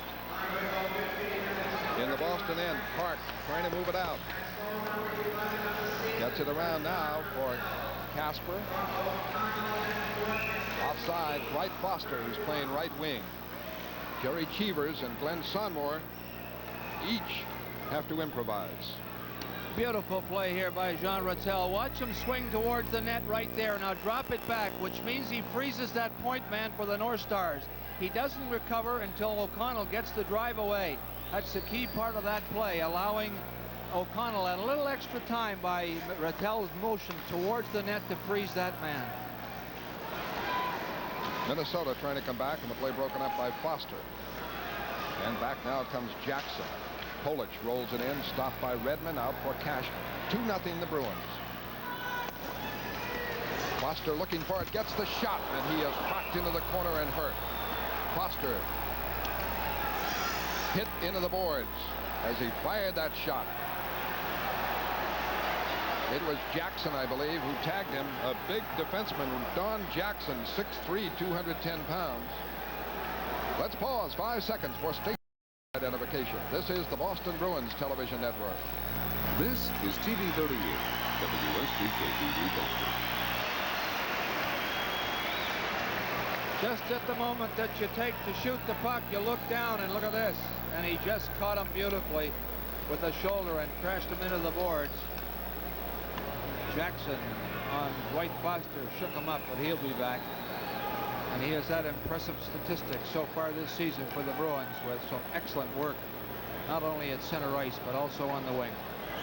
Boston leads 2-0. Goals by O'Connell and Rattel. One shorthanded by O'Connell. A power play by Rattel.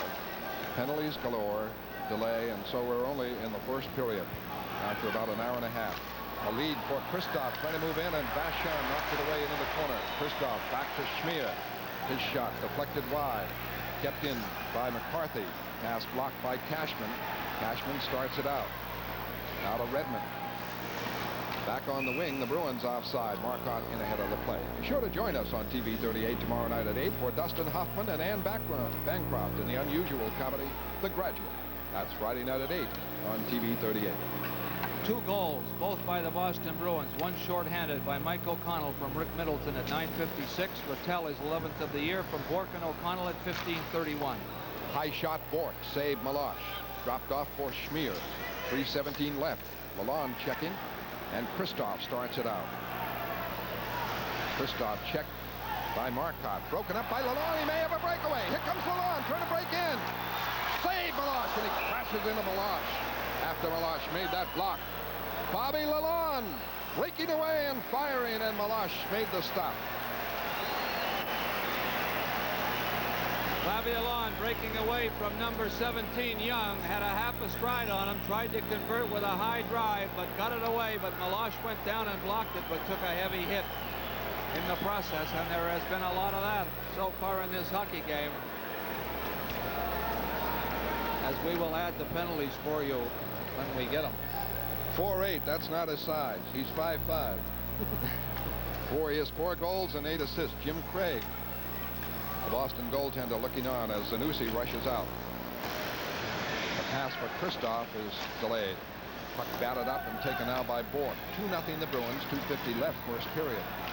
Bork out, center ice for Kasper. Kasper looking for Rattel, and it bounced for O'Connell, but he was outside the line in the play offside. You can help determine this year's 7th Player Award by voting for the Bruin you think has contributed more than expected to the team. Send your vote on a postcard to 7th Player Award, P.O. Box 38, Brighton, Mass. 02135. All votes must be in by March 25th, so send your choice today. O'Connell on defense with Bork. Thin benches, not many substitutes on either team in this period, but some players will be coming back. We'll find out as Kasper tries to keep it in. Can't. And a trip by Middleton. He's going out. Another power play for Minnesota. As Kasper touches it, a tripping call. And with 2:24 left in the first period, Minnesota has a power play. Montreal leads Colorado 3-0 at the end of the first period on goals by Robinson, Mondeau, and Napier. Well, they're assessing this penalty against Kasper as Middleton and Kasper were going after the Minnesota North Star player coming out of his own end. Down he went. And Steve Kasper at 17:36 draws a penalty for hooking. For Minnesota, they've got 4 forwards on the power play. Foster and Lalonde, penalty killers Boston. Young snaps it in. Into the corner goes Bobby Smith, where he operates so well. Big, rangy defenseman, 3rd year NHL. Wheeled a shot on Vachon for a save. Tester, Kristoff with it. Maneuvering. Try to move it back to the point that's outside the line. Young, the 4th forward on, gets it off to Kristoff with McCarthy and Bobby Smith over the line. The drop pass, though, goes outside. He started right back again. Maxwell pass knocked down by Lalonde. Bounces for Kristoff. Kristoff loses to Redmond. Redmond rushes. Redmond check. Trying to get it to Lalonde. Broken up. 1:15 left on the Minnesota power play. 1:35 left first period. 2-0 Boston. McCarthy, who's playing center, ordinarily a wing, over the line. Second-year man on the boards. Check. Gets it to Smith. Back right point to Maxwell. Maxwell in for McCarthy. Back for Young. Shot wide of the net. The rebound in front knocked away by Brad Park for Lalonde and cleared. 45 seconds left. And a replacement sent out by Cheevers and Doak. O'Connell and Bork on, and Rattel steals for Marcotte. Tough angle shot, and he missed the net as the Bruins made a bid for another shorthanded score. They have one tonight. 30 seconds on the power play. Maxwell off for Cicerelli. I checked with Mike Scotia, our fine cameraman. He thought it would be Ciccarelli. I did too. I remember in one game we announced a goal, but the book says Cicerelli.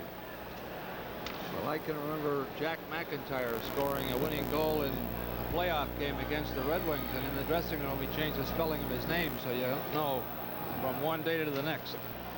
Pittsburgh leads Washington 7-3 in their game. 25 seconds on this power play. Rattel checking Polic. Offside, Zanussi trying to move in. 21 seconds left on that penalty to Kasper. Goal scorers for the Bruins. O'Connell a shorthanded goal, 9:56. Rattel a power play goal at 15:31. That's the way it stands with 44 seconds left in the first period. Bork clears as Rattel got the draw. Bork and O'Connell, Marcotte and Rattel. 12 seconds left. Bork checking by Rattel, slowing down the play. Now Schmier to Zanussi. Back to Schmier. Linesman fell down. That's why the crowd yelled. Cicerelli moves it in. Back for it, O'Connell. O'Connell into the corner. Able to clear it. Middleton is on. And down went Newell in a collision. Bruins back at full strength. 15 seconds left in the period. What else can be left to happen in this game? Out comes Jackson. Shot wide. Rebound, Marcotte. Marcotte to Bork. And that'll do it in the period. As the first period ends. A memorable first period here at Boston Garden. Score, Boston 2, Minnesota nothing. Stay tuned for our first intermission, featuring mini one-on-one Phantom semifinal competition between Taunton and Berlin, New Hampshire. Later, Johnny Pearson will be talking with Dick Duff, who is advanced scout for the Toronto Maple Leafs. John Cameron Swayze for Blu-ray, the furnace that keeps its oil-saving promises. How much will Blu-ray's unique Blue Flame process save? Well, compared to my old furnace, my new Blu-ray is saving the Swayzes 41%. That's some payback. While savings vary, Blu-ray can make oil heat your best energy policy. For your free Blu-ray fact book, phone toll-free now, 1-800-233-3140, 1-800-233-3140. A lot of our electricity comes from OPEC oil. But at Massachusetts Electric, we're exploring alternatives, like more hydro. Soon we'll be purchasing electricity for our customers from this new hydro station to help reduce our use of OPEC oil to less than 10% by 1986 and save you money on your bill. Another way, Massachusetts Electric is pulling the plug on foreign oil, hydro.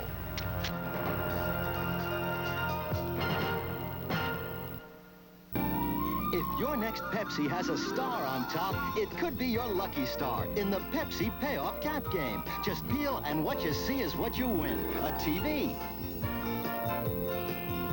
Win a bike.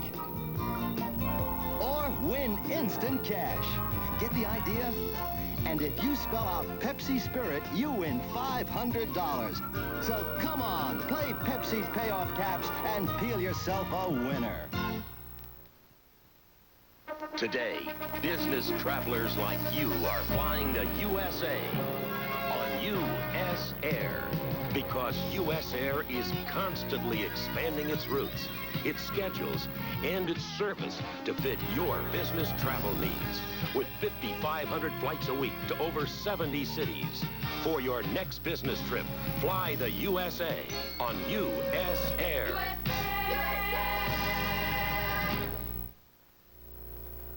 Tonight, Taunton meets Berlin, New Hampshire in the semifinal round of Bantam Division competition as TV 38 Sports presents Mini One-on-One.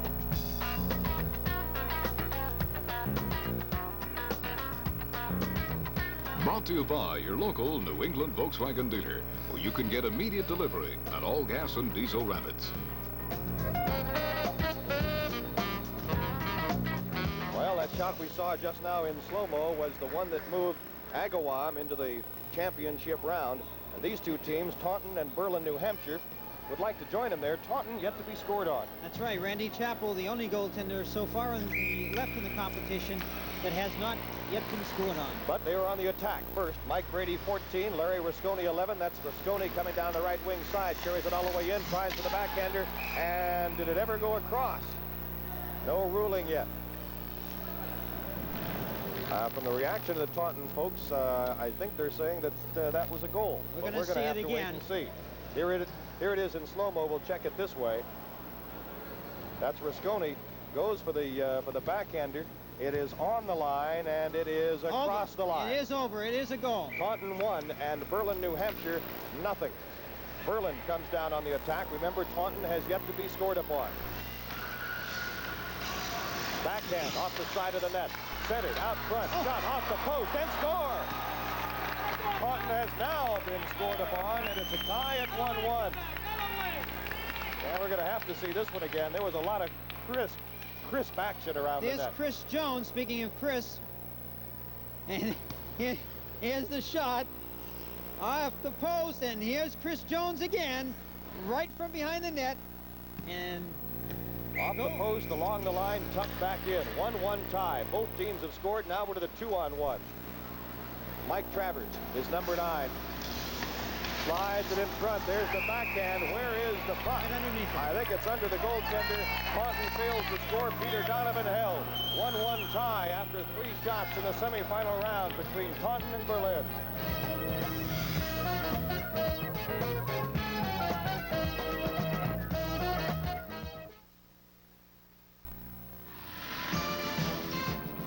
A Volkswagen Rabbit, my favorite car. It's a Rabbit diesel. Ooh, my other favorite car, the best mileage car in America. That's right.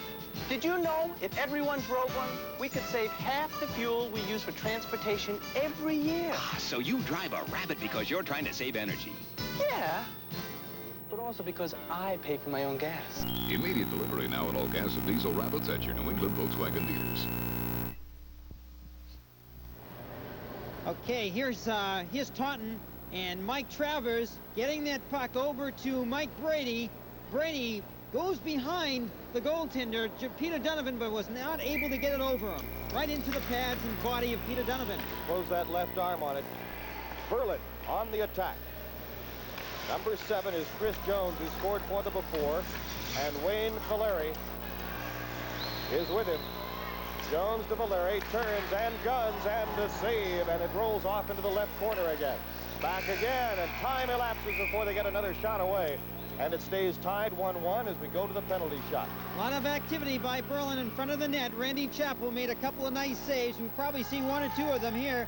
There's Wayne Valier, who takes a shot and right off the pad. Penalty shot from this point on, however long it goes. Larry Rasconi, the shooter. Peter Donovan, the goaltender. Score by Rasconi puts Taunton up 2-1. Larry has been an excellent scorer during this competition. He makes the shot. He's not much of a deker. He doesn't try to deke. He'll try to shoot. If he sees the goaltender giving that far corner, he can get it off quickly. He shows how quickly. Well, Berlin has to have this one to stay alive. Mark Dorval, Randy Chappell, a goaltender.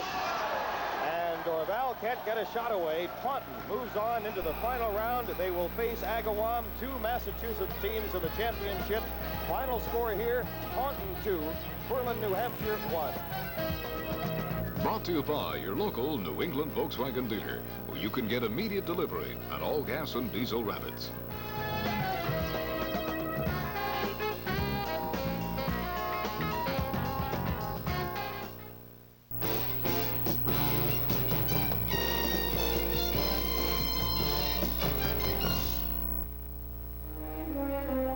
There's one in every crowd. The Maverick.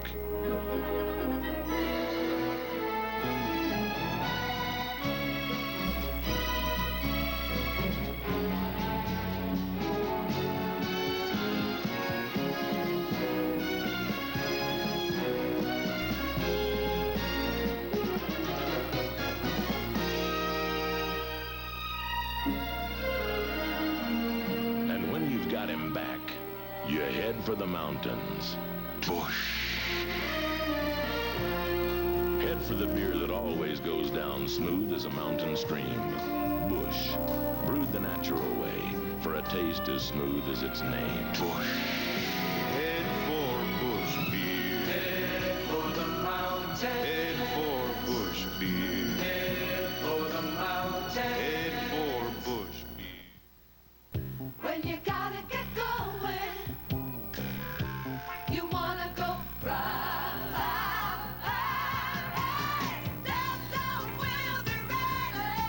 Ready with a fleet of 200 jets that take off 1,500 times a day to more than 90 cities in the United States and abroad.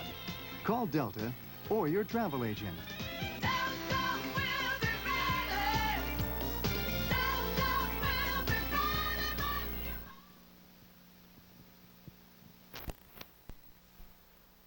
Look, the politicians in this state have to do something about tax relief. They were... All Talk WITS, radio you can get into. Weekdays at 4, Elizabeth Montgomery stars as that very special witch, Samantha, in Bewitched. Then at 4:30, Bonnie Franklin and Mackenzie Phillips star in One Day at a Time. Finally at 5, David Soul and Paul Michael Glazier star as 2 of the toughest cops that ever hit the streets in Starsky and Hutch. That's all weekdays on TV 38. Donnybrook here at the end of the first period. A lot of penalties, and we'll assess them for you later on. The referee has given them to the scorekeepers, but we have not received them as yet. And our guest, a former forward in the National Hockey League with the Toronto Maple Leafs and other teams, now the advanced scout for the Toronto Maple Leafs, Dick Tuff. Dick, nice to have you with us. John, nice to be here with you. What does the advanced scouting do with a report on the first period here at the Garden? Pretty tough, isn't it? No, just might make a comment, you know, how Boston would approach playing against a team of Minnesota's type. I think whether it's right or not, a lot of teams like to play physical against Minnesota. I think they have sometimes problems in those areas. They're a nice skating team. They handle the puck well. And had this game be played in Toronto, there would be a lot of negative criticism tomorrow by the news media and the press towards the National Hockey League, towards both teams involved, and it's something that the National Hockey League kind of got away from and kind of eliminated, but maybe over the course of a long season, these things can happen, but seem to go a little bit too long today. Frustration may be part of it, Dick, I would think. Well, there's a lot of teams, surprisingly, that have not played well in Boston. Minnesota's one of them. Toronto's another one, too, that have not played well in the last 7 or 8 years in Boston. But what we talked earlier, John, part of the job is coming ahead. We play Boston twice later on this month. Have a little look at their team and see which players are playing very well right now. Some of the line formations, and then Buffalo's coming in here Sunday. Some of the teams that are going to be in the playoffs, and hopefully we will be. And if we finish 13th or 14th, we also have to be concerned now about, do we play Philadelphia or Buffalo or Montreal, these type of things. This input that you're going to make, is that to the coach, Mike Nicolak, as far as the Leafs are concerned? It goes back to the coach, John. I was in New York Islanders Saturday when Chicago played, and phoned back to Toronto Sunday morning before they went to Chicago. I watched Colorado play Sunday night in Pittsburgh, and got the report back to Mike for the Wednesday night game against Colorado. And last Thursday I was in Montreal, and our team plays in Montreal this coming Saturday. I think the idea behind it is that because of the way the schedule is set up, that you play each team 4 times. There's a long time in between seeing some teams. The best example I can give you right offhand is Quebec. We played in November and early December and don't play until April. Dick, I want to thank you very much. John, nice to have you with us. Thank you. I always enjoy seeing you. I enjoy coming back to Boston. And after seeing this, I'm kind of glad I don't play anymore. Dick Duff, advanced scout for the Toronto Maple Leafs, has been our guest here at the end of the first period. Boston 2, the Minnesota North Stars no score. We'll have more action for you right after these messages.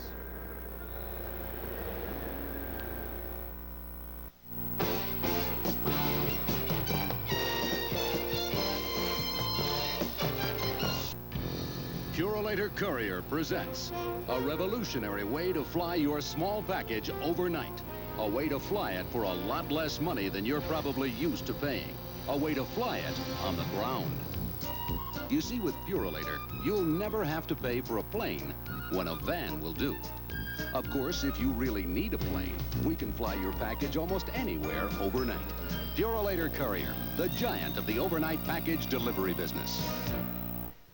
Gramp, I'm here to help you install your garage door opener. I did it myself, son.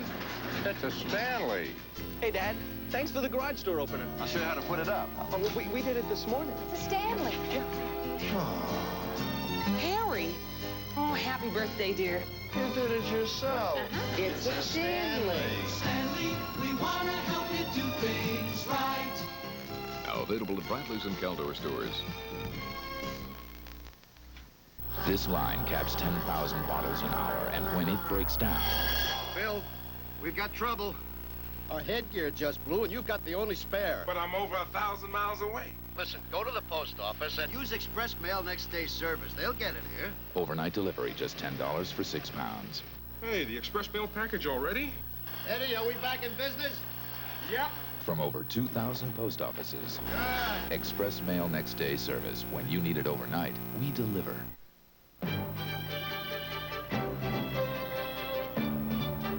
This is what the experts said about Subaru front-wheel drive cars in 1980.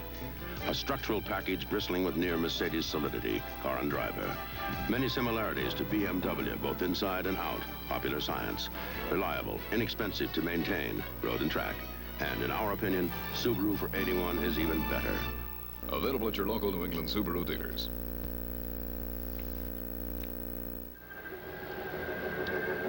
At the end of the first period, Boston leads 2-0, and the 2 scorers, one by Mike O'Connell from Rick Middleton. It was a shorthanded goal at 9:56, O'Connell's 9th of the year. And Jean Rattel, a power play goal set up by O'Connell and Bork at 15:31. Boston 7 shots, Minnesota 8. And to this point, we can't tell you about the total penalties. We can tell you up to 8:58, there are about 128 minutes in penalties. And Dave Newell, the referee, said that between periods, they would announce what he assessed at that time, 8:58. And that was when we had the battle in the runway next to the Bruins bench. It involved Greg Smith, Keith Crowder, seemingly Marco Barron. The Minnesota bench erupted. They headed for the scene, and then we had the long delay. But right after that, the Bruins scored the shorthanded goal. And I think that's the thing to remember, John. The play of Middleton. Remember, Smith had it. I've seen the replay enough now, and he really had faked Middleton. But Middleton then anticipated what he would do next. And that's, well, you're just born with that. That's just exactly it, Fred. That's what one of the it's what the players have and do best, when the good ones, that is. And Rick Middleton has plenty of the ability to assess a situation before it happens. And he just moved in, and he made a beautiful play on Maxwell. And then he made the offensive play to set up O'Connell. That was once he got the puck, that was the magnificent play. He just kept Maxwell moving over and over and over, and all of a sudden Maxwell started to move towards him, and he just flipped it over. And he took Maxwell out of the play completely, which was what gave O'Connell a chance to move in. Unfortunately, with a period like that, that isn't what people will be talking about or thinking about. It will be the fights. Where were you? What did you see? And how the fights were called, and Dave Newell. But just a beautiful job by Rick Middleton, the Bruins' leading scorer. Gillis is back. Mike Gillis. He went out early, as did most everybody. And some players are absent. O'Reilly is not with the team at this moment out on the ice. Peter McNabb is gone into the dressing room and is not back. Mike Milbury, another player, not on the ice at this particular moment. So the Bruins have they do have 4 defensemen, which is McCrimmon is another one is not out there. Right. So it looks like 4 Bruins are missing. And Joel Perlman, who's on the PA, probably is out rehearsing the announcements that he will be making. Incidentally, a huge crowd headed for the press room there, and despite the long delay, they have enjoyed the score with Boston leading 2-0. One other point, Mike O'Connell, the young man who was born in Chicago but grew up in Cohasset, went to Archbishop Williams High School and then moved to junior hockey, where he played with Kingston, showed skill in getting that goal, John. That was a goal scorer's goal. He's a right-hand shot out down there on the left side, and he picked that far corner nicely. Well, in junior, despite the fact that he had a broken leg, he had a great final year. And watch the play coming up. Watch O'Connell. Here he comes out of the Bruins end. He realizes that he can get in a position. He's playing back just a little bit because he wants to give that staggered situation, which gives Middleton more room. And watch the drive. Top corner, and Meloche went down and the puck went up. And young Mike O'Connell rang the bell for the Bruins to put them out in front 1-0. And then moments later, the Bruins came back on a goal by Rattel. Actually, it was about 5.5 minutes later. There are 5 Bruins still in the dressing room, trying to count them, but McNabb is not out on the ice. O'Reilly's not on the ice. McCrimmon is not there. Crowder and Milbury are the 5 Bruins. We'll have to see and await the announcement of the penalties. Hopefully they will be forthcoming, as Joel Perlmutter was in the referee's room, I guess, getting a list of the penalties, and he will make the announcement, which will further delay, I would think, the start of this hockey game, as the Bruins, or the start of the second period, rather, as the Bruins have a 2-0 lead. Well, also missing Greg Smith, we feel quite sure, for Minnesota, trying to eliminate the Minnesota players. Looking at the roster, Maxwell, Schmier, Jackson, defensemen are still out there. McAdam appears to be gone. He was in a couple of fights, one with Ray Bourque and also with Brad McCrimmon. McCarthy has been playing, number 11. Gordy Roberts did not come back. And Hartsburg appears also to be out, and that leaves them a little bit thin on defense, as I think they are down to just 3 defensemen: Jackson, Schmier, and Maxwell. Youngins also not in the lineup. It's as though we're doing election returns or something here, John. Well, we'll get them straightened away, hopefully, with Joel Perlmutter. And there's Rogie Vachon with a new goaltender's mask. Very stylish goaltender. Bruins having 3. Mark O'Barron is dressed for tonight's game. Jim Craig, who went on the road trip, or part of the road trip, has not played nor dressed. And the Bruins, for the time being, are carrying 3 goaltenders, 1 extra player. Last night Marcotte did not dress. Tonight it's Stan Jonathan. And we now have the teams lined up. We're all set. No announcement as to the penalties. I find that hard to understand, but here we go. Well, they're down to 3 defensemen, so Tim Young has moved back to play defense for Minnesota. Starting, and he almost gave it away to Foster. He's on with Jackson, rangy defenseman. Round it goes to Polic. Polic clear out to Cicerelli. Breaks 2-on-1 with Smith. Cicerelli, the shot, the save. Vachon, a beauty. And the puck kept in by Minnesota. Rolls into Vachon. Cicerelli had Bobby Smith open. A 2-on-1 situation. And Vachon made the stop. The things you try to avoid, 2-on-1 breaks, but look at Vachon, perfectly positioned for that wicked slap shot by Cicerelli. And he defended it off the backhand glove into the corner. And I find the fights and the altercations incredible, but also that they have not announced what the penalties are is another indication. We're sorry we can't pass them along to you, but we have not received them up to this point. O'Connell fails to clear. Zanussi kept it in. Into Kristoff. Kristoff checked by O'Connell behind the net. And O'Connell starts it out. And again, he's broken up inside the line by McCarthy. Bork back to cover as McCarthy falls down. Around the board, Schmier moving in. Can't get it, but Zanussi able to keep it in. In deep to Kristoff. Kristoff out of the corner. Maneuvering. Checked by O'Connell. Rattel back to help out. Kristoff on it again. Behind the net, it rolls to Rattel. Around the boards, Marcotte whips it out to Middleton. Middleton over the line, shifting, trying to set up Marcotte. It's just behind him as it was partially blocked. Bork kept it in. His pass blocked. And Kristoff starts a pass up to McCarthy. And now to Maxwell as Minnesota going all out here to get on the board. Bork trying to break it out. Ray Bork. Lost it. Puck bounces in deep, though. Cicerelli behind the net. Off for Young, who's playing defense. Polic out to Smith. Bobby Smith breaks. Is checked on a sweep check by Redmond. And back comes Marcotte.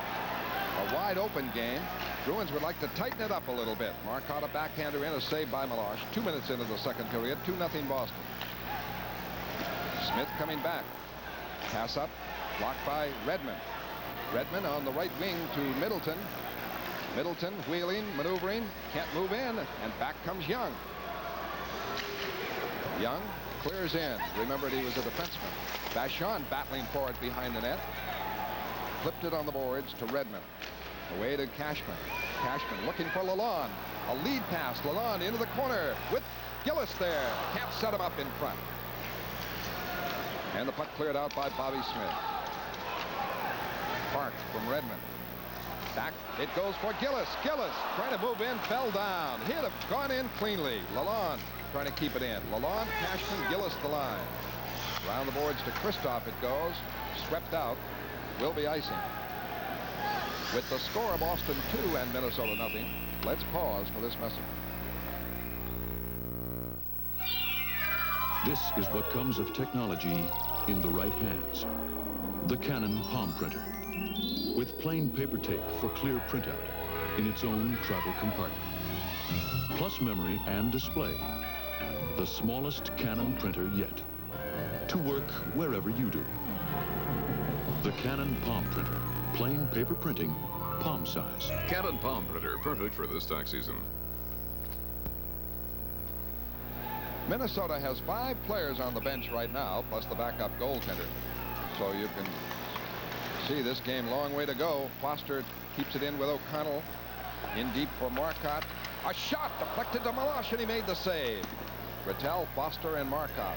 Right point, O'Connell. Clears it in. Marcotte there. Can't move it to Rattel. Round the boards, O'Connell. Shot it in front. And it's cleared away by Zanussi. Zanussi drives in wide of Vachon. Vachon around the boards. Foster can't clear it out. Zanussi kept it in. Bork had it. Now Foster. Foster breaks. 3-on-2, but his lead for Marcotte too far. Marcotte races Maxwell, and they call icing. Maxwell ahead of him on that. 16:29 left in the second period. 2-0 Boston. Undermanned teams as we've had a wild eruption in the second period. Boston with 12 players, Minnesota with 10 players. For Boston, McNabb, McCrimmon, Milbury, Crowder, and O'Reilly out of the game.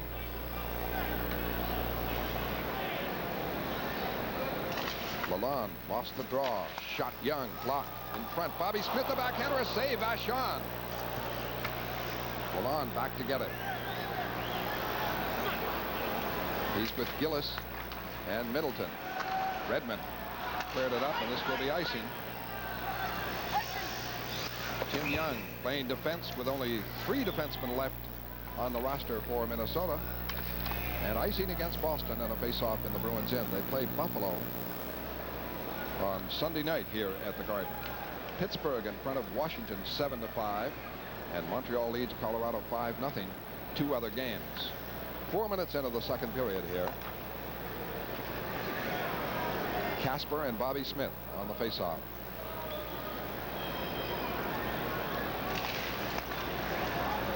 Draw back to Redmond. Redmond up for Kasper. Off from Mike Gillis.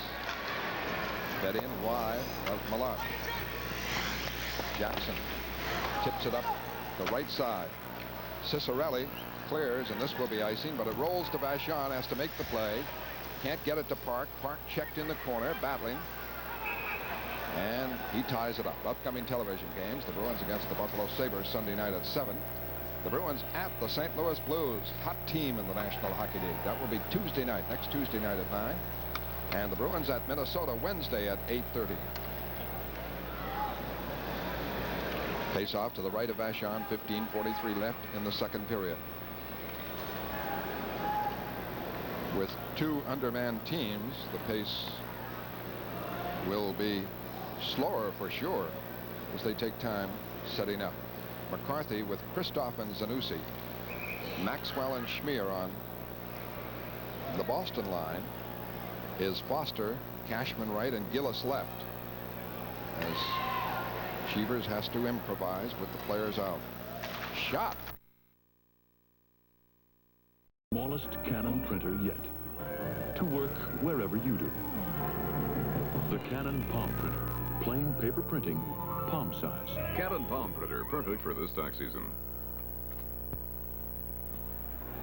Minnesota has 5 players on the bench right now, plus the backup goaltender. So you can see this game, long way to go. Foster keeps it in with O'Connell. In deep for Marcotte. A shot deflected to Meloche, and he made the save. Rattel, Foster, and Marcotte. Right point, O'Connell. Clears it in. Marcotte there. Can't move it to Rattel. Around the boards, O'Connell. Shot it in front. And it's cleared away by Zanussi. Zanussi drives in wide of Vachon.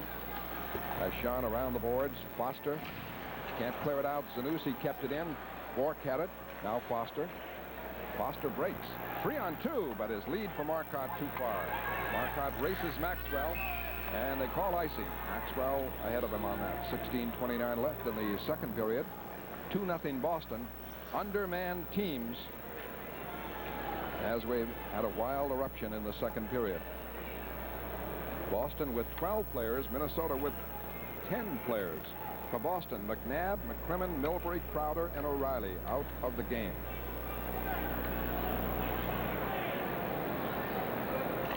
Lalonde lost the draw. Shot young, blocked in front. Bobby Smith, the backhander, a save. Vachon. Lalonde back to get it. He's with Gillis and Middleton. Redmond cleared it up, and this will be icing. Tim Young playing defense with only 3 defensemen left on the roster for Minnesota. And icing against Boston and a face-off in the Bruins end. They play Buffalo on Sunday night here at the Garden. Pittsburgh in front of Washington 7-5. And Montreal leads Colorado 5-0. 2 other games. 4 minutes into the second period here. Kasper and Bobby Smith on the face-off.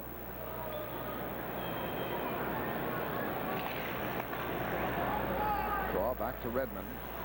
Redmond up for Kasper. Off from Mike Gillis. Fed in wide of Meloche. Jackson tips it up the right side.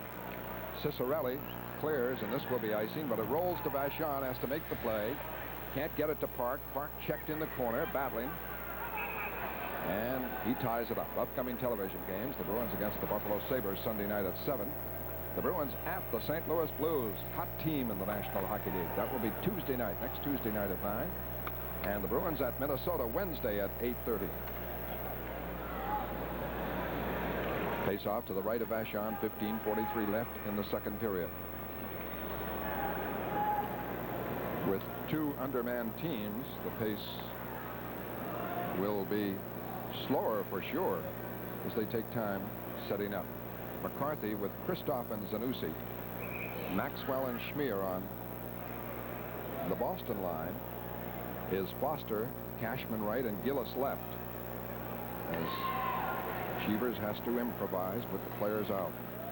Shot wide by Kristoff off the faceoff. Kept in by Maxwell. Now Bork lost it behind the net. Kristoff centered, blocked by O'Connell. Gillis away to Foster. Breaks with Cashman, but Foster lost control. Schmier, the captain, gets it off to Kristoff. Good back checking by Gillis. Broke up that play, and Foster has it. Foster slides it down. This will be icing. From the Garden, the score, the Bruins 2, the North Stars nothing. Bavaria, scenery, mountains, old villages. It's the last place you'd expect some of the most modern sports sedans to come from.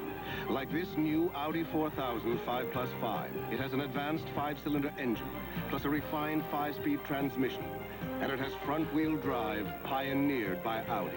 Audi's luxury sports sedans from a storybook land, bringing old-world craftsmanship to the new world. That's engineering. That's Audi.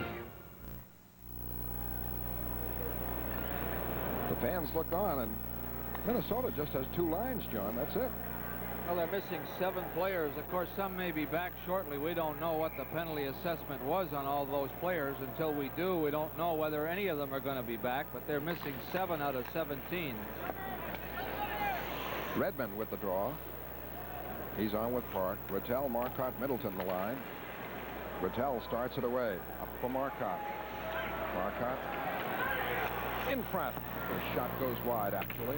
Park keeps it in, right point. Rattel battling for it. Marcotte, Middleton all there. Middleton couldn't get the handle. And out comes Bobby Smith. Smith off for Pulich. Shot blocked by Park. Lost for the moment. Now Middleton out of the corner. Rick Middleton, who set up the first goal. With Rattel, off to Rattel, and a good play. Rattel right back in front, tipped, and Meloche save. Beautiful combination work by Middleton and Rattel, and Middleton's deflection was stopped by Meloche. 2 excellent passers combining for a great shot on goal. Here's Middleton. Watch him fake to the center and then come back to the right wing to Rattel on the backhander. A little centering pass, and who should be there but Rick Middleton. Does not have much time on a play like that, a forward coming through that area. Much time, but just to sort of deflect the puck somewhere at the goal, hoping that the goaltender might miss it. Sometimes he does, and sometimes he doesn't. This time, Meloche made the stop. Kristoff moves it out to center ice, and Lalonde is flattened on the play by Zanussi. As Zanussi gets the puck, clears it in, back is O'Connell. Off for Cashman. Starts it out to Lalonde, now Kasper. Kasper flipping it in, wide. Lalonde on Jackson. Big rangy defenseman trying to check him, but Jackson starts it out. Looks like a good puck carrier. Jackson carries. Picks up speed, drops the pass, kept in and broken up by Redmond, intended for Kristoff as he was free in front. Bruins jam it up and get a face-off in their zone, and both coaches making quick changes. You're watching Bruins hockey from Boston Garden. If your next Pepsi has a star on top, it could be your lucky star in the Pepsi Payoff Cap Game. Just peel and what you see is what you win. A TV. Win a bike. Or win instant cash. Get the idea? And if you spell out Pepsi Spirit, you win $500. So come on, play Pepsi's Payoff Caps and peel yourself a winner. Well, the Bruins have 4 defensemen, and they have 2 lines plus 2 other players, and so Cheevers is maneuvering them around. The North Stars are missing 7 players: McAdam, Hartsburg, Greg Smith, Roberts, Payne, Carlson, and Youngins. O'Connell trying to clear it out, does. Cicerelli there, checked by Rattel. O'Connell trying to get it. It's kept in by Polic. Polic cuts in front, scores! Polic, beautiful play, maneuvering in front of Vachon. Stole the puck and puts Minnesota on the board.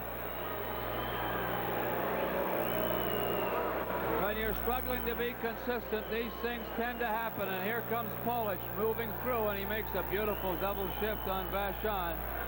Draws him out of the play and just slides it into the open net. Unassisted goal as Polic puts the North Stars out on the scoreboard. 6:31 of the second period. O'Connell broken up on the play. Cicerelli cleared it in, and Bobby Smith is offside. So Polic will be unassisted. His uncle was a one-time goaltender for the old Boston Olympics. Vic Polic.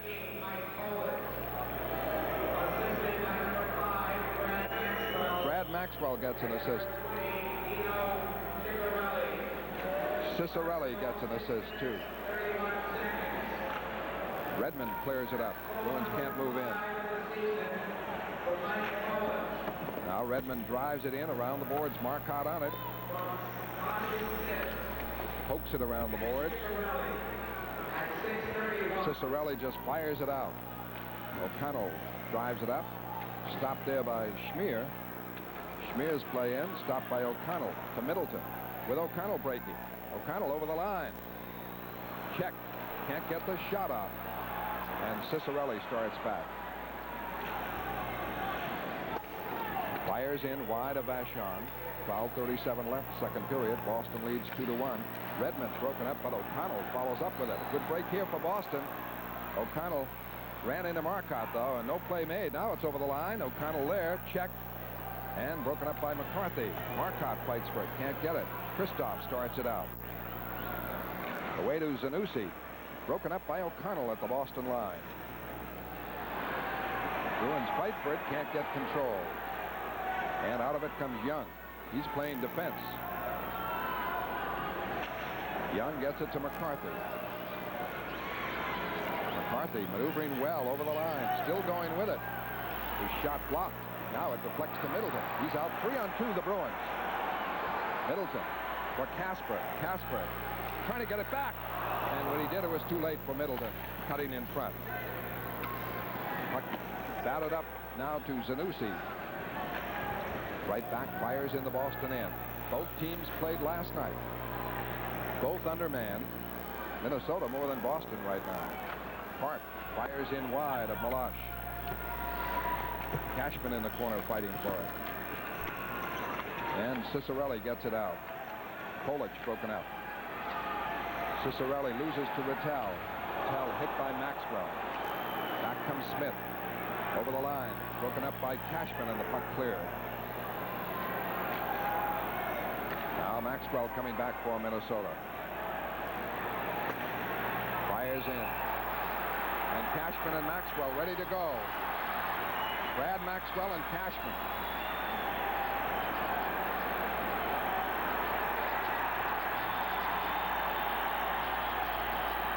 Finally, Cashman gets the helmet off and throws from left. Oh, pounding away. Cashman, the old style, the left-hander, but now Maxwell gets the jersey.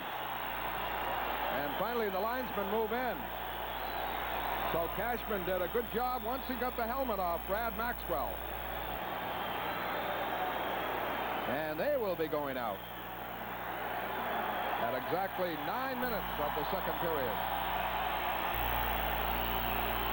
Brad Maxwell got a punch in before Kasper realized what was going on. And they're both going to the penalty box. 9-minute mark of the second period. Second period action will continue from the Garden in just a moment. Attention Ford dealers, Chrysler dealers, Datsun dealers, Toyota dealers. My name's John Mills, and you're not going to forget it.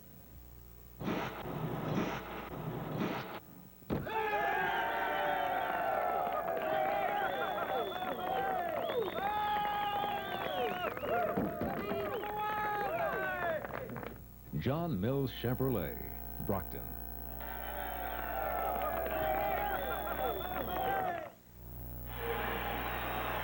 Two majors for fighting, Maxwell and Cashman, but Brad Maxwell is assessed an additional 2 minutes for high sticking at the 9-minute mark of the second period. Boston will have the man advantage.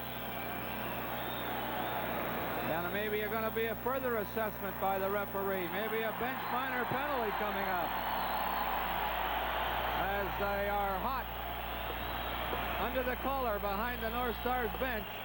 Sonmors is ranting and raving and charging up and down, and we have a bench minor penalty.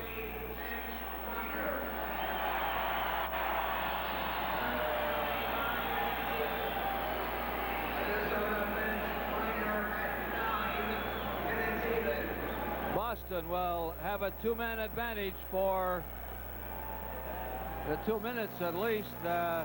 Both penalties will run concurrently. And in the penalty box at this moment,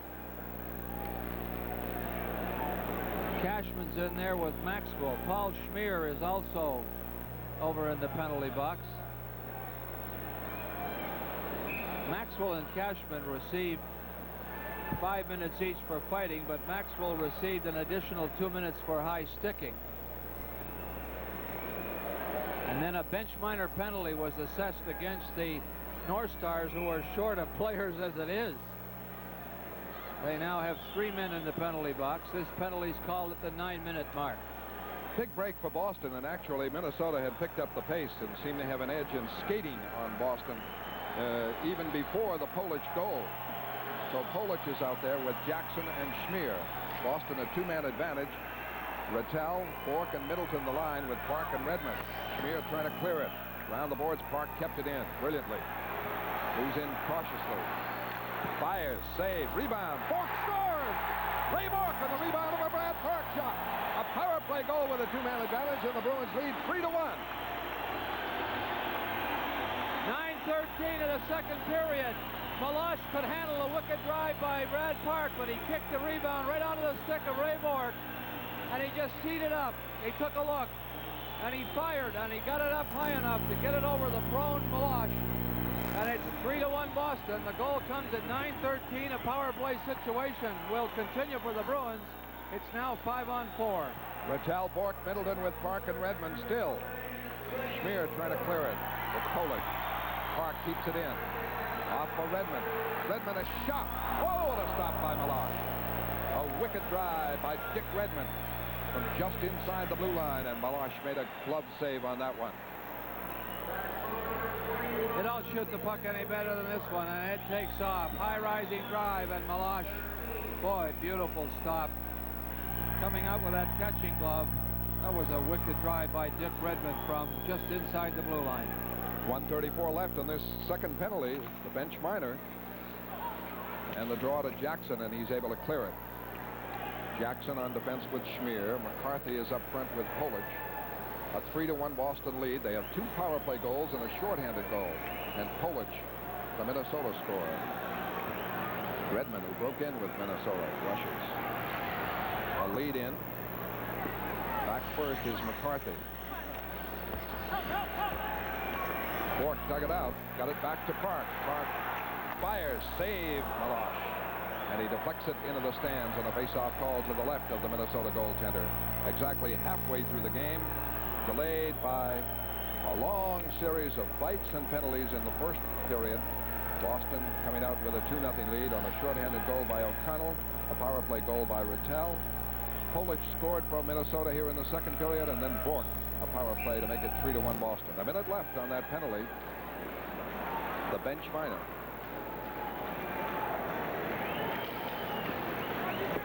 The draw to Jackson, to Smith.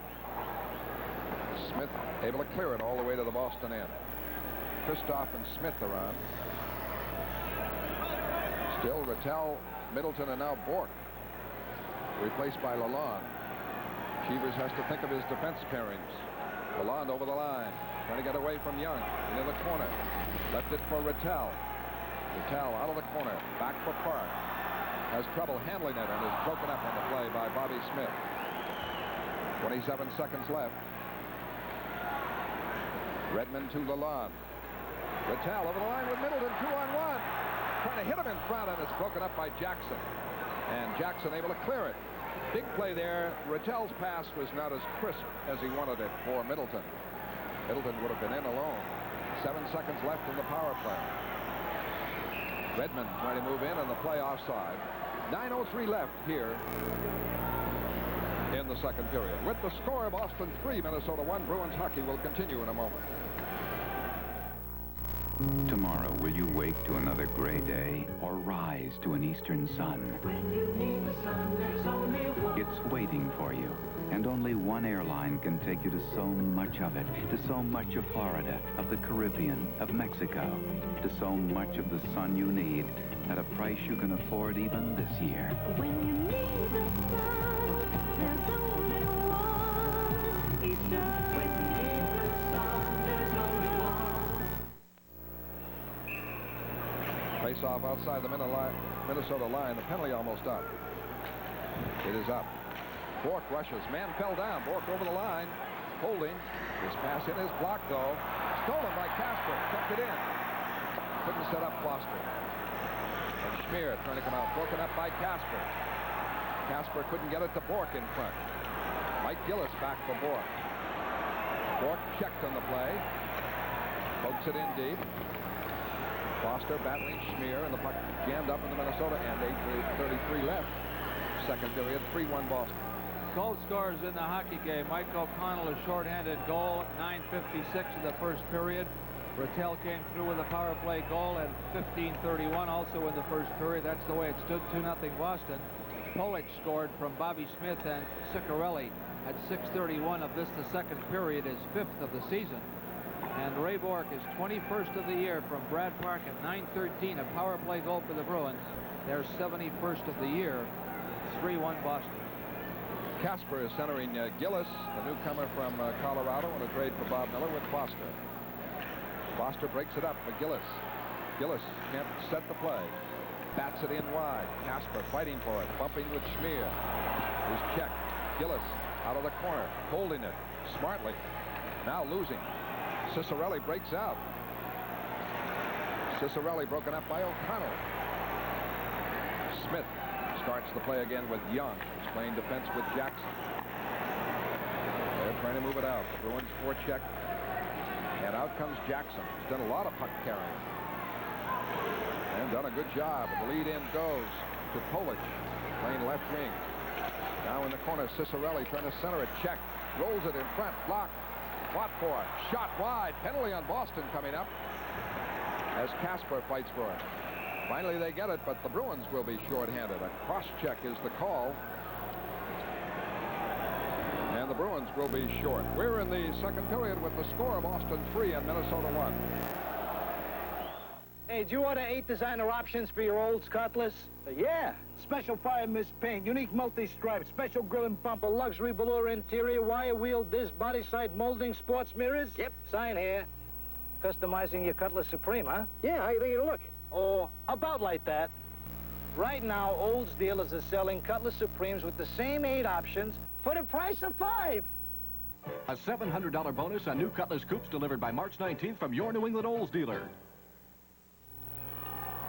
A 2-minute minor penalty assessed against Dick Redmond. Action in front of the Boston net. And Dick Redmond cross-checked the North Star forward. Young shot blocked. Steal here by Lalonde. And he breaks out with Marcotte. 2-on-2. Taking his time. Holding the puck. And now clearing in the Minnesota end. Lalonde and Marcotte with Clark and Bork. 7:20 left in the second period. A power play for Minnesota. Young and Schmier, they're playing the points. Schmier, the captain, starts it out. To clear in. Back first, Bork. Trying to maneuver it out. Can't. Kept in by Minnesota. And a shot deflected is wide by Zanussi. Long rebound. Bork battling Zanussi. Bork falls down. Fights for it still. Able to sit on the puck and tie it up for a faceoff. To the left of Vachon. 1:16 left on the Minnesota power play. Ray Bork. 16th overall National Hockey League total points by a rookie. He did it, of course, last year. 16th all-time record. He had 17 goals last year. He has 21 so far this season, and there have been a ton of them since he came back from that broken jaw. Lost a little weight, seemed to get back some of that super mobility that he had all of last year when he won the Rookie of the Year award, the Calder Trophy, and he was chosen for the first All-Star team on defense. Polic and Marcotte. Bruins shorthanded. Draw back to Young. Shot blocked by Marcotte. Can't clear it. Kept in now. Cicerelli to Bobby Smith in the corner. Likes to operate there with his range and stick handling ability. Now Cicerelli with it to Smith behind the net. Smith checked by O'Connell, but gets it back to the point man Jackson. Over to Young. Into Smith.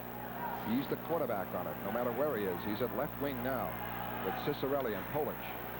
And they maneuver it to Jackson. Over to Young. The shot trickles in. Blocked wide by Vachon. Kept in by Smith. He's checked by O'Connell and knocked down. But Polic gets the puck. 35 seconds left. Smith back up for Polic. Rolls back to Young. Young into Polic. Polic. Cicerelli. Tipped by Smith. It went wide. Lalonde trying to golf it out with a backhander. And Marcotte able to clear it out with a heavy hit. A rattling hit on Bobby Smith, knocking him down. 15 seconds left. Rattal is out, replacing Lalonde. And back comes Jackson. Power play, Minnesota. Jackson fires it in around the board. Cicerelli there. Back for Jackson. Redmond is out. Full strength Boston. Puck kept in. McCarthy. Cicerelli tried to swing in front. Covered by Vachon as Cicerelli was flattened on the play, and the Bruins back at full strength. 5:29 left. And Brad Maxwell has completed his 7 minutes. Cashman has completed his. He got just 5. And Pittsburgh leads Washington 7-5. Washington's been engaged in some blockbusters of scoring. Good coverage in front of the Boston net by the Bruin defenseman on that last foray by the North Stars, allowing Vachon to get a good look at that puck. 5:29 left, second period, 3-1 Boston. Rattal on it. The draw for Minnesota's Kristoff, whose shot went wide. Zanussi to McCarthy behind the net. Checked by Redmond, and Redmond able to clear. Rattal, Middleton, Cashman the line. The puck to Middleton, 2-on-1 with Rattal. And it's broken up on a big play by Zanussi, who is back on defense. What a play he made on Middleton and Rattal.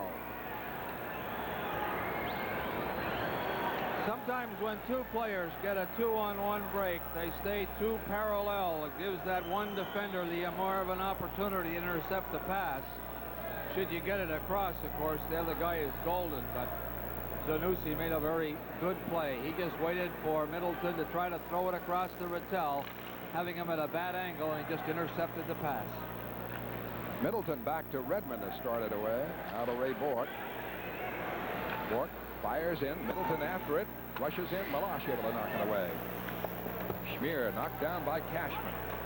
McCarthy checked by Kasper. Around the boards, Redmond trying to keep it in. On the boards, bats it up. Cashman there. Cashman checked by Schmier, all battling in the corner. Cashman trying to get his stick clear. Can't. And the puck to Minnesota. And out comes Zanussi. Broken up. Middleton right back. Middleton for Kasper. Offside. 4:27 left in the second period. 3-1 the Bruins. O'Connell, Rattel, and Bork their scores. Tickets for the next 5 Bruins home games against Buffalo, Chicago, Vancouver, Hartford, and Calgary now on sale at the Boston Garden box office or Ticketron. The Garden box office open daily from 11 to 7 and Sundays 1 to 7. Bruins tickets may also be charged to your master charge of Visa by calling the Garden ticket charge line 742-0200 daily from 10 to 6. Rattel, Foster, Gillis, the Bruins line with O'Connell and Park.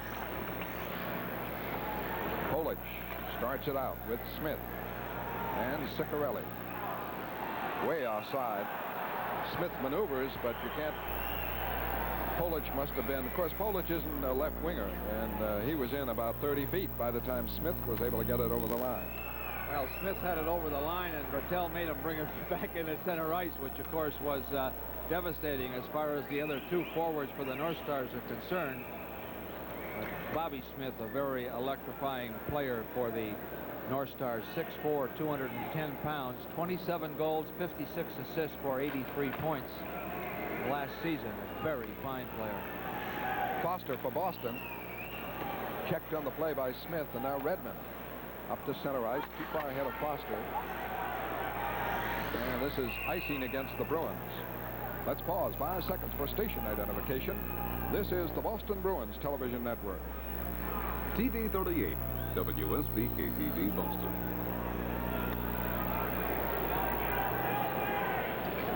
We are in the second period. This is not overtime. It's 3-1 Boston. 3:59 left in the second period. Delayed by fights and penalties in the first period of the game. Ciccarelli got it back to Young. Up to Ciccarelli. Centering pass. In front, the backhander, and a save on Polish by Vachon. Ciccarelli wheels it in front, and a block by Vachon. And the Bruins hemmed in now, but now Foster gets it. Redmond had lost his stick. Foster breaks it out with Gillis. Broken up, collects it again. Now to Park. Park to Gillis. Gillis, some open ice over the line. Cutting, moving. Oh, couldn't get it. Was too deep. Made a nice fake, had Meloche down. And the puck is cleared out by Minnesota. Mike Gillis, a good rush there. Did everything, but able to finish it off. Park coming back.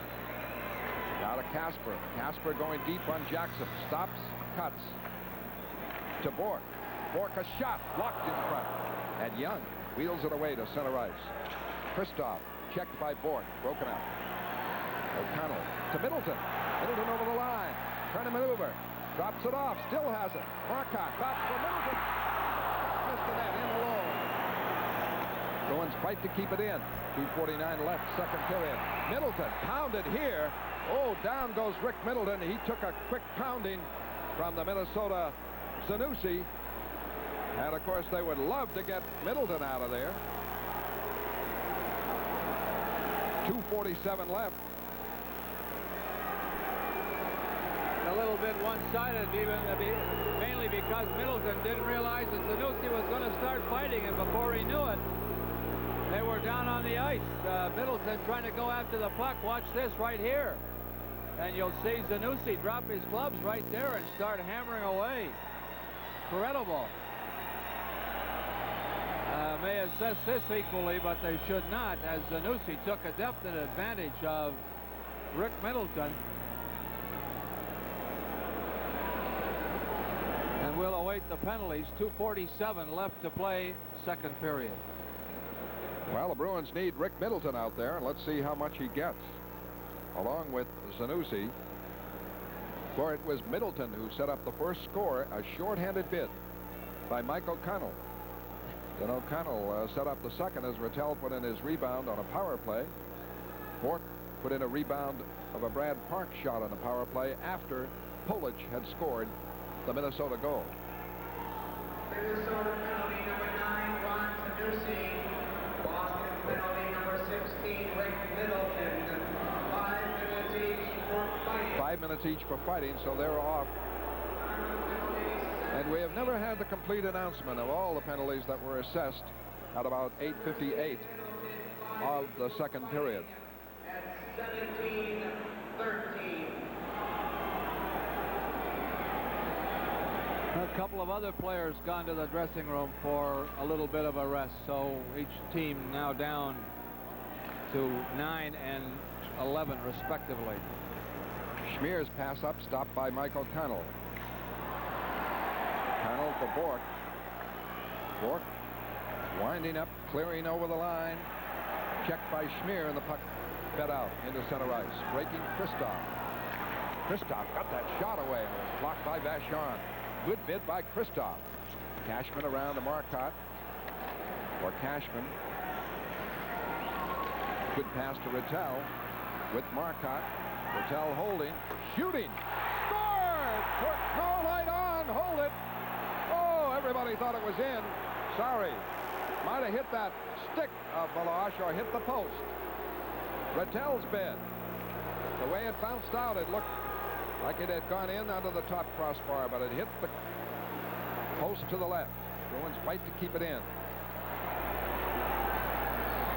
Young starts it away.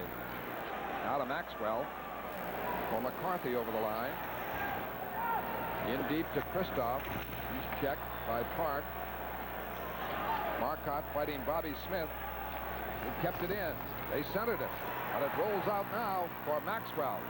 Maxwell in deep. Cicerelli. Pass blocked. Redmond trying to bat it around. It deflects into the stands. 1:18 left in the second period. A classy move by John Rattel, and he fired the shot in behind Meloche, but it was saved by the post. Hit behind him and came out off his back and dropped at the goal crease. Looked like it was in, but it was not. And a great move by John Rattel, coming to the center and then cutting wide and firing the puck.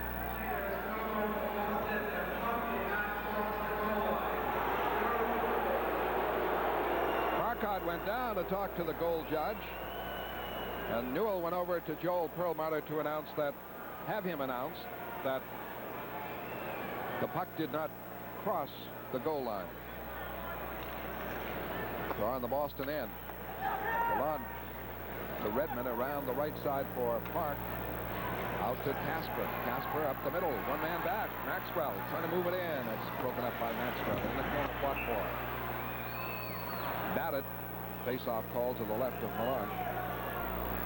Minnesota player batted it to a teammate. 1:04 left, second period. 3-1 the Bruins.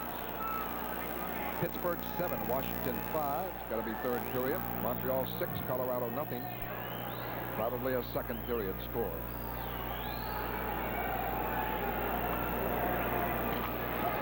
Kasper, Lalonde, and Foster, the Boston line with Park and Redmond.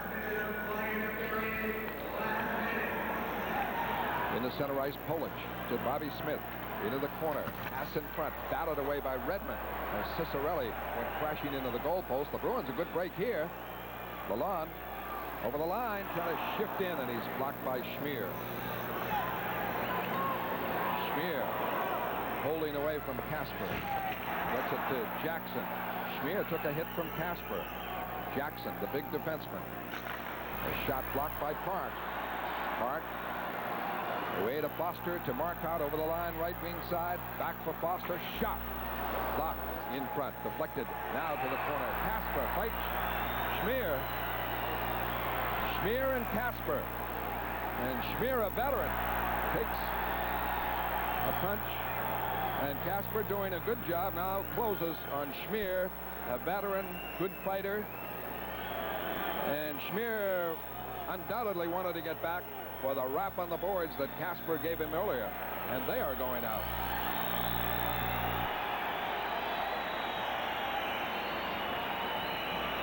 Steve Kasper looking at his hand.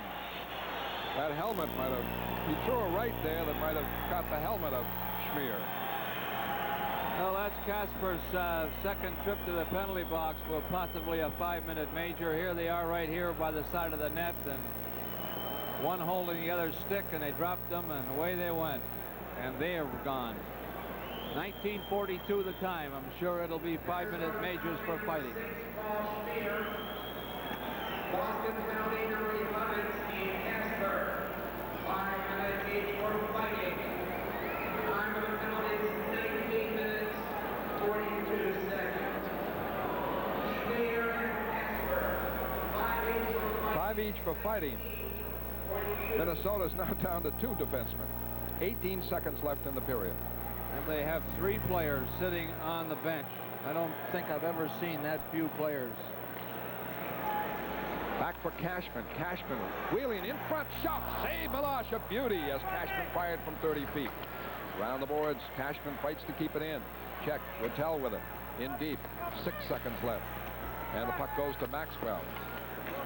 1 second left. As Maxwell is checked by Rattel, the period ends. Score at the end of 2 periods of play. Boston 3 and Minnesota 1. Stay tuned for pro tips. Tonight, tips on goaltending with Don Edwards. Later, Johnny Pearson will talk with former Bruin Ken Hodge. Looks like you're not going to H&R Block. Who needs Block? I have a tax service. Oh, what guarantee do they offer? Guarantee? If H&R Block should make an error that costs you additional tax, you pay only the tax. They pay any penalty and interest. We stand behind every return we do. Come to H&R Block. We'll make the tax laws work for you. Now, who needs H&R Block?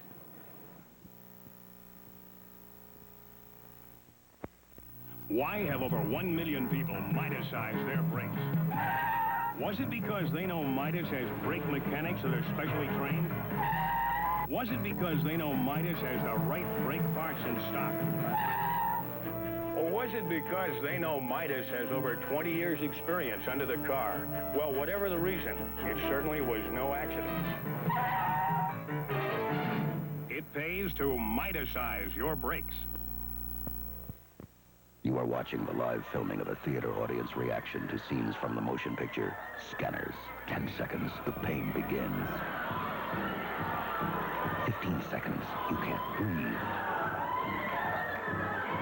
20 seconds, you explode. Experience the terrifying power of Scanners. Their thoughts can kill. Rated R. Starts tomorrow with a theater drop in your Tech newspapers for showtime. If I were going to California, that's what I'd fly. TWA's L-1011, today's most advanced wide body. It's got all-weather certification, a flying horizontal stabilizer for smoothness. No other wide body has that. Our pilots love this airplane. I fly to California a lot, and I can tell you, this L-1011 is the smoothest, quietest big jet of all. Ask him. You're gonna like us, TWA. You're gonna like us.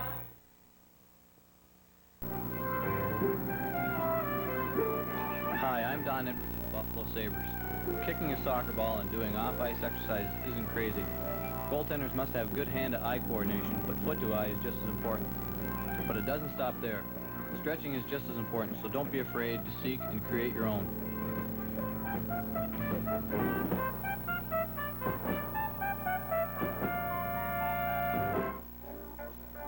At home and in the dressing room, young goaltenders often forget to stretch, but it's a needed requirement. A few squats to strengthen the calves and thighs, leg and side stretch, also strengthen the stomach.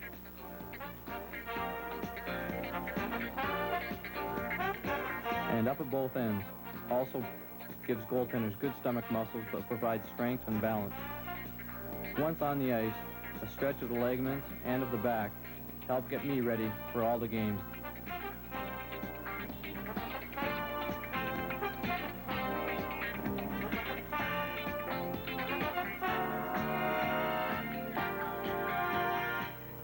Don, I want to talk about goaltending equipment and protection for kids. And first of all, let's start with stick. What type of stick should the youngster buy? Well, you should, first of all, you should buy a stick according to his size. Then you should buy a stick as high-lie as possible so he stands as erect as possible in a good crouch. And then he should make sure he just buys a stick that make sure he doesn't cut it down, so he's very, very good at poke checking. And the last thing is make sure you get the stock, which is this part of the stick, as high as possible so your hand isn't too low and it keeps you in a low crouch. Okay. Now, I see a lot of youngsters with super equipment, but it's all too big. Should they buy equipment to fit as well? Yes, they should try and buy equipment, you know, to size them. And if they're a little afraid of getting bruises on the arms and in the belly, different things like that, you can buy sponge, and then pad your equipment from there. I know there's a lot of young kids that take some real good bruises on the arms, and with putting a little extra protection where they need it, it sure helps them and makes them stay down with the shot. The goaltender must be the best skater on the team. Skating backwards with balance helps positioning in the net. Skating forwards to clear stray pucks, and these are skating drills required of all goaltenders who want to play at any level. When you're backing up, why in the crouch? Well, this is to establish the stick on the ice and a good positioning. You're doing crossovers on your toes. Why? This establishes good balance, Howie, and strength, and also gets me used to my equipment. Hey, I'm a layman and I see you doing this. I wonder why. You have to keep square to the shooter. Hey, Kevin McCarthy, you're not ready to replace Don Edwards just yet. And bet you dollars to donuts he doesn't score. Okay. Donnie, how can you play without a neck protector with guys shooting the puck 120 miles an hour up around your head? Well, the big thing, Bobby, is just being taught properly. When goaltenders don't tuck their neck, this is what happens. It makes them pull up out of a shot. They get their neck, and their eyes are sort of centered, but they're not really low enough, and they sort of have a tendency to pull out.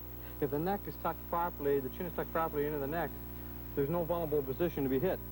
And this is done just by this, and there's no place to be hit, and you're very well protected with your belly pad and your mask.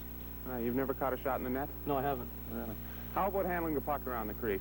Well, something that interests me and something that a lot of goalies don't do well, I think. Well, the big thing is just having a pair of gloves that are the right size for you. Some kids get gloves that are too big, and then a goaltender has to learn how to use the stick just as well as what a forward does. And this is done, you know, it's good for just making little dump passes or clearing it out of your own end, which is very effective. In case you hadn't noticed, watch Don shift hands. He's normally a right-handed shot, but has learned to handle the puck, make long and accurate passes left-handed as well. That's the difference between a good and a great goaltender. One of the things that causes a coach's hair to go gray is a goaltender that gives rebounds. He disorients his defense, and it usually results in a scoring chance against him. Don, putting the rebound into the corner looks simple, but I know there's more to it than meets the eye. Well, the first thing you have to have, Howie, is good balance and a good posture. Then from there, it's just a matter of positioning the stick about 6 inches open the skates, and then just pushing out the skates and angling the stick. Next week, Don will show you how he handles the big guys who want to set up a screen. That Bobby Smith's an amateur compared to that old hacker, Gary Dornhofer. Oh, what a misery he was.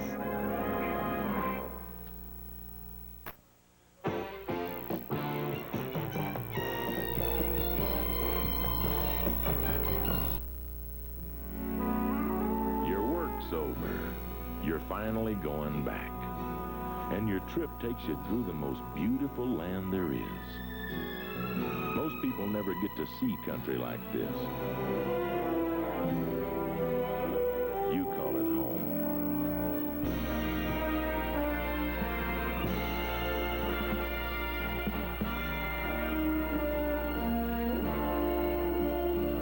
And when your journey's over, you head for the mountains.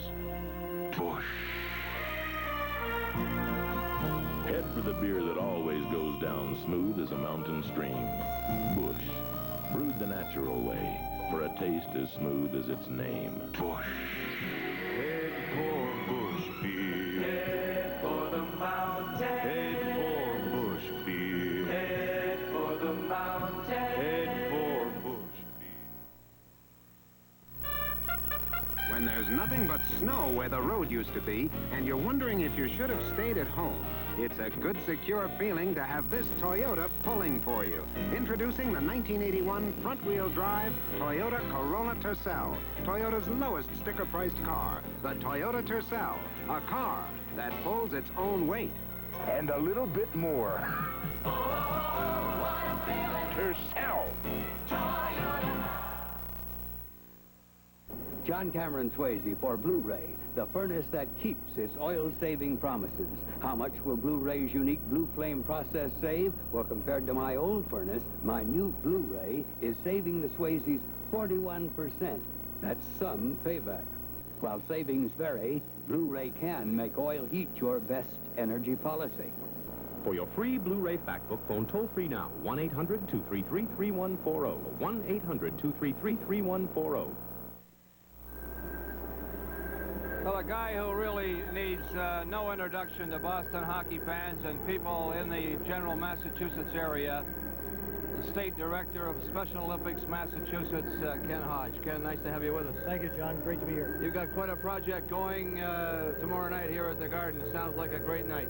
Well, it's going to be a night of fun. It's a unique kind of a situation where the fans of all the sports figures in New England can get an opportunity to go one-on-one with these celebrities. We've got a couple of sports things going on. It's a carnival kind of an atmosphere. We have Rogie Vachon's volunteered to go in net.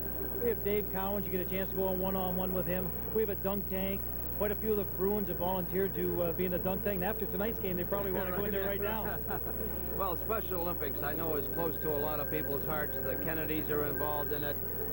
Great thrill for the kids involved, isn't it? Well, it's a bigger thrill for me to be named state director. It was a kind of an unpleasant surprise, really. I was pretty elated with the opportunity to do something and give something back to the area, which I love. And I played here for 9 years, and I loved every minute of it. My opportunity to give a little time back to it. Well, there's been a great reaction to what is going to happen here at the Garden tomorrow night. Ken, are you surprised at that kind of a reaction? Not really. The people here are just terrific. They've always been this responsive. Anytime there's been something, a charitable endeavor conducted by any of our sports figures, they've really just jumped on the bandwagon. And tomorrow night's going to be a fun kind of an evening. Tickets are on sale here at the box office. We've got 40-odd celebrities coming from Bobby Orr down to Tim Fox, Ray Hamilton, the cheerleaders from the New England Patriots.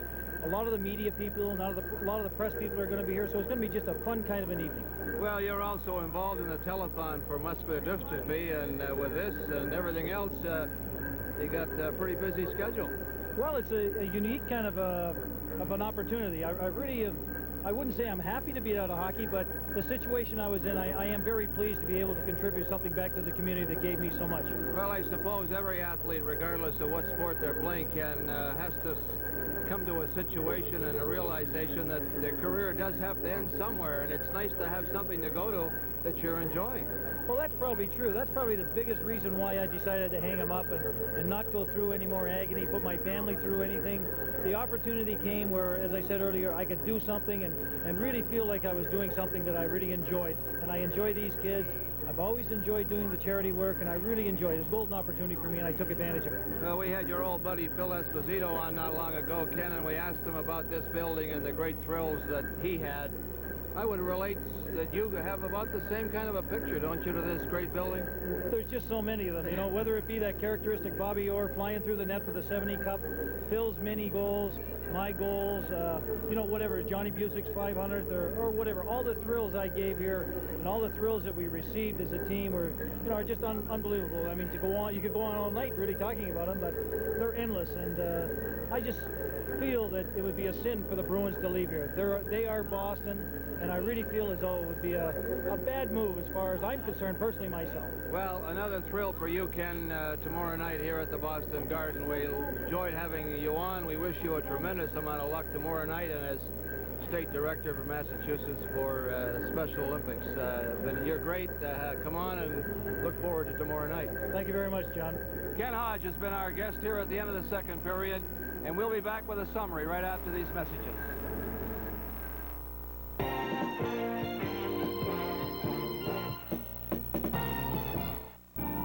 If your next Pepsi has a star on top, it could be your lucky star in the Pepsi Payoff Cap Game. Just peel and what you see is what you win. A TV.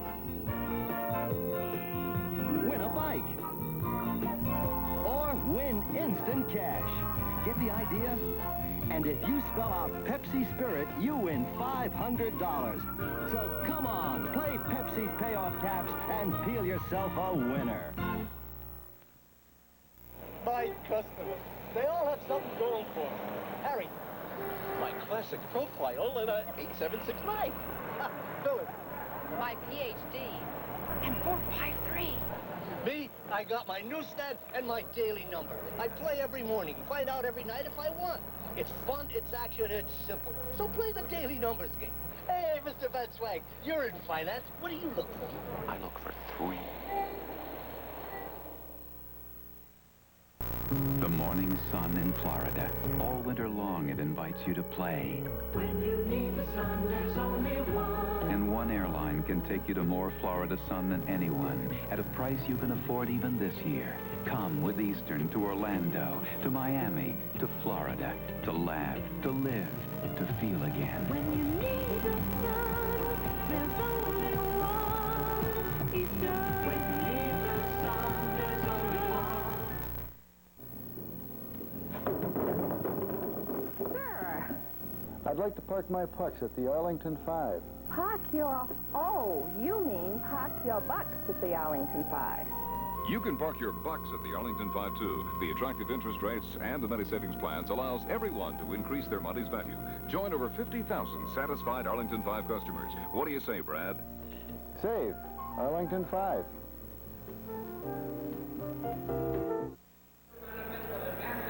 In the first period, no scoring. And correction, the Bruins got a goal by O'Connell, of course, and Rattel. O'Connell short-handed, Rattel a power play. Bruins 7 shots, Minnesota 8. In the second period, Polic made it 2-1, getting Minnesota on the board, and Bork a power play goal. Shots Boston 8, Minnesota 7. Total shots 15 apiece.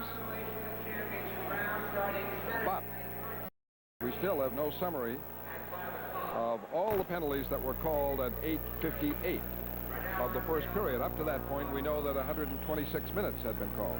Well, looking at the game overall in 2 periods of play, the first part of the hockey game was a preoccupation by the players for the fisticuffs that went on and all the battling. But at 9:56, O'Connell scored. Rattel at 15:31. The Bruins had the dominant factor, had the domination the latter part of the second period when they scored the 2 goals to go out in front 2-0. But in the second period, even though both teams scored a goal each, the North Stars seemed to get a little stronger and get a few more shots on goal that were good ones as compared to the Boston Bruins. So we'll see what happens at the start of the third period. Boston will have to start checking a little closer on the North Stars. Both teams, of course, short-handed due to the fact of all the penalties. The North Stars at the present time only have 3 players on the bench. They have 2 in the penalty box. The Bruins have 4 on the bench with 2 also in the penalty box. Those are the major penalties. But we're all set now for third period action. Here's Fred Cusick. Delay while Brad Park talks to Rogie Vachon, and Dick Redmond there too. And Rogie took a shot on the right shoulder in the first period that stunned him, dropped him to the ice. Dave Newell also out. Might just be equipment. That's what it is, just equipment. One of the gloves. Have a nice letter from Suzanne Cote of Conocook, New Hampshire. There's a fine Bruins fan. They are season ticket holders, but she doesn't get down that often, and a great supporter and fan of Ray Bork. Mike Gillis moves it over the line. Rattel keeps it in, but his pass is blocked by Polic. In the center ice on the right wing comes Cicerelli. A shot, skate save. Vachon. Smith rolls it in, blocked by Cashman. Now Park with it. Away to Redmond. Redmond with Gillis and Rattel. Redmond drops it for Mike Gillis. Gillis clears it around the boards. Cashman there. Checked by Bobby Smith. Rattel with it. Moves in front. Can't get the shot away. Gillis keeps it in to Rattel. Rattel into Cashman. To Rattel. Rattel wheeling in the corner. Trying to make the play back to the point. Cashman kept it in. Loses now. And Smith starts it away to Maxwell. In the center ice, Smith clears it, but back to cover Cashman.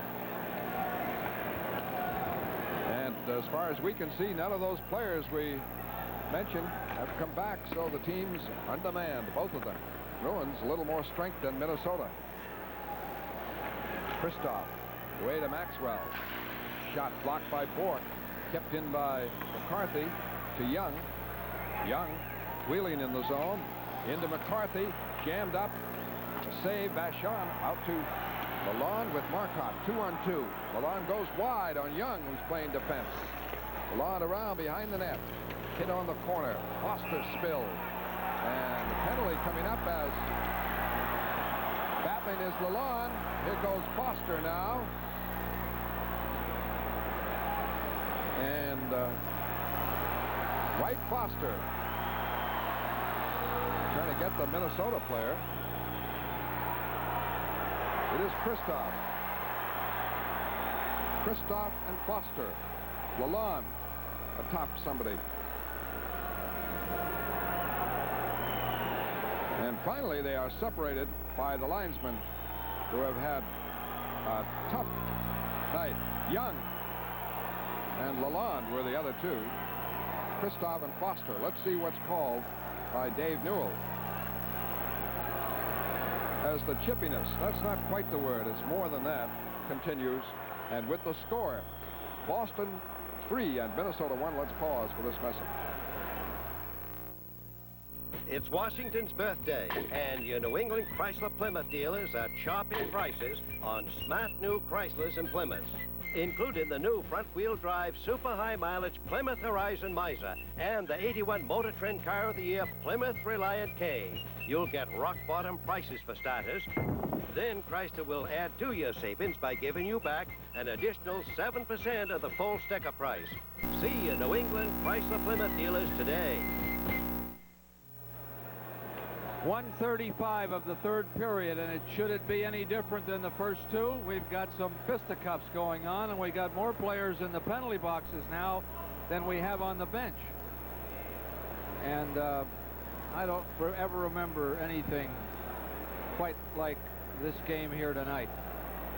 The penalties, as we have announced all along, have been many in number. And some we have not been able to get you. At 8:58 of the first period, Ray Bork got a high sticking infraction, and then all hell broke loose.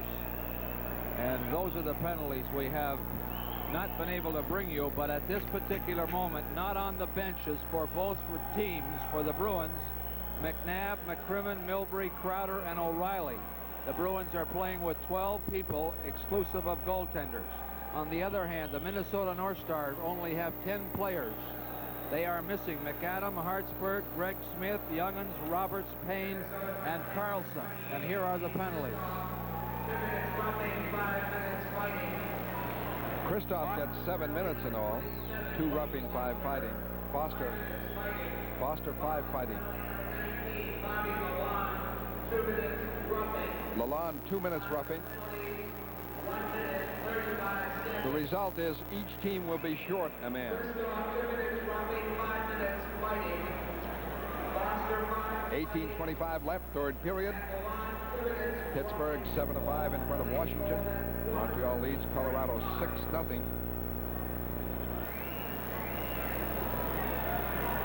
In essence, Lalonde and Kristoff, although they did not fight each other,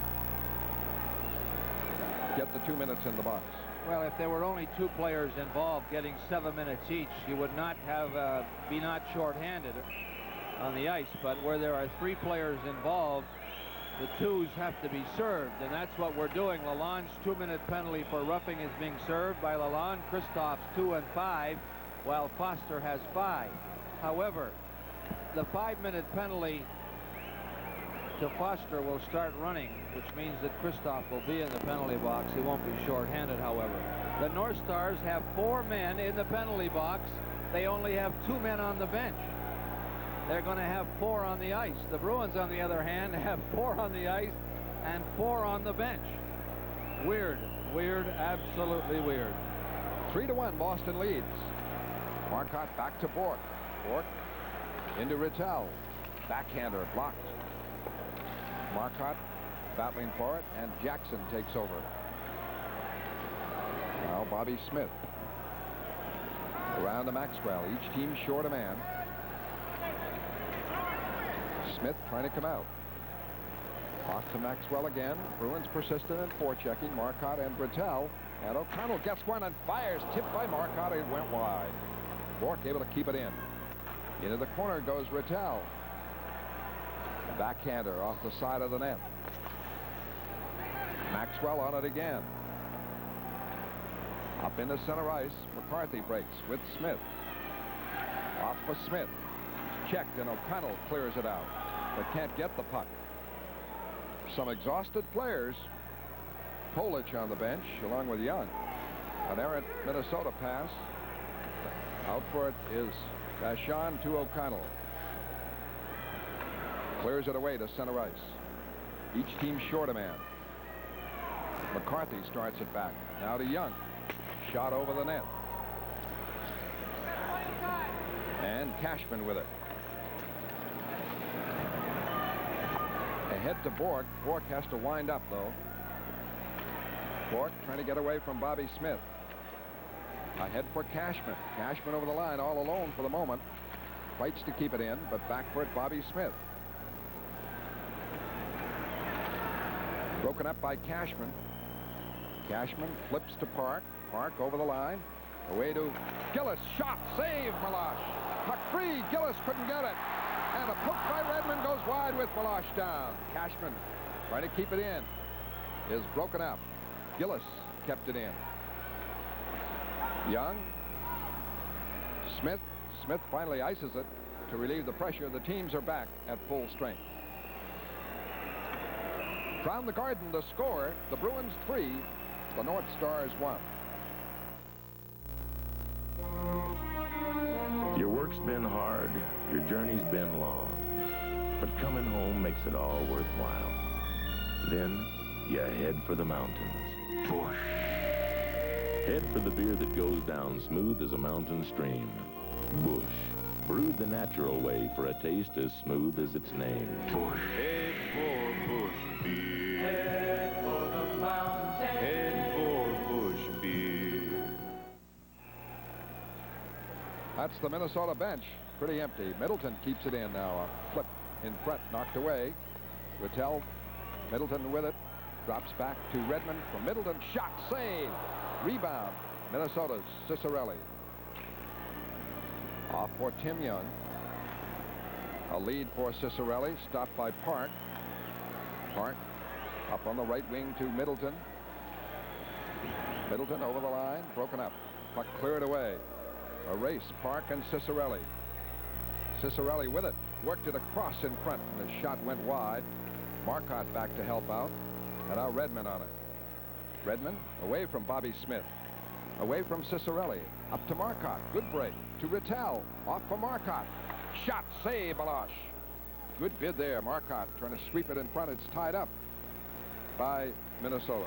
Two final scores in other games in the National Hockey League. Pittsburgh, Washington. The final score, Pittsburgh 7, Washington 5. Lonsbury, Anderson, 2 by Malone, Keogh, Thompson, and Carlisle for Pittsburgh. Gartner scored twice for Washington. Lofthouse, Pronovo also scored twice. Montreal 6, Colorado nothing. A final score. Napier 3 goals. LaRouche, Robinson, and Mondu 1 each. Lalonde is centering Gillis and Cashman. 15:22 left in the game. 3-1 Boston. Out comes Polish. He has the Minnesota score. Shot wide of Vachon, and O'Connell tripped a man going off for interference. Cicerelli went down. O'Connell gets a tripping call, and it is a power play coming up for Minnesota with 15:12 left. 182 minutes of announced penalties. Unannounced penalties we're unable to even give you an estimate on. Newell had promised that they would be announced between the first and second period.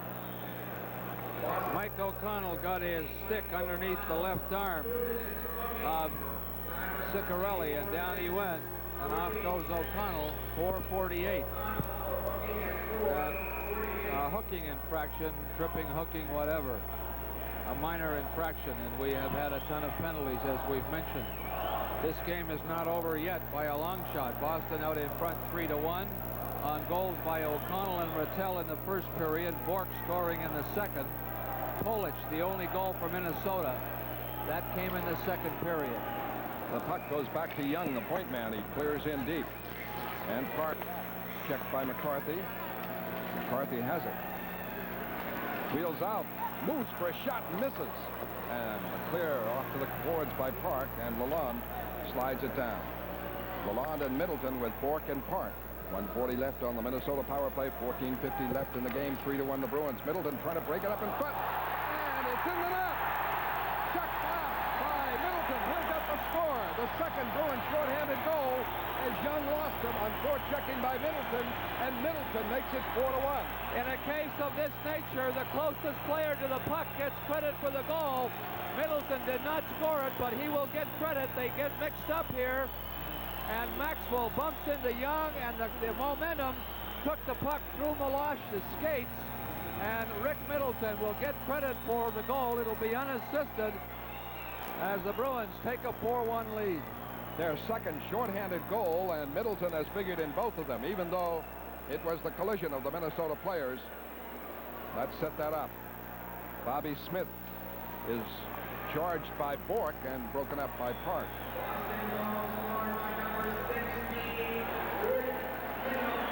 Out comes Schmier now. Up for Cicerelli. Blocked by Vachon for Bourque and cleared out.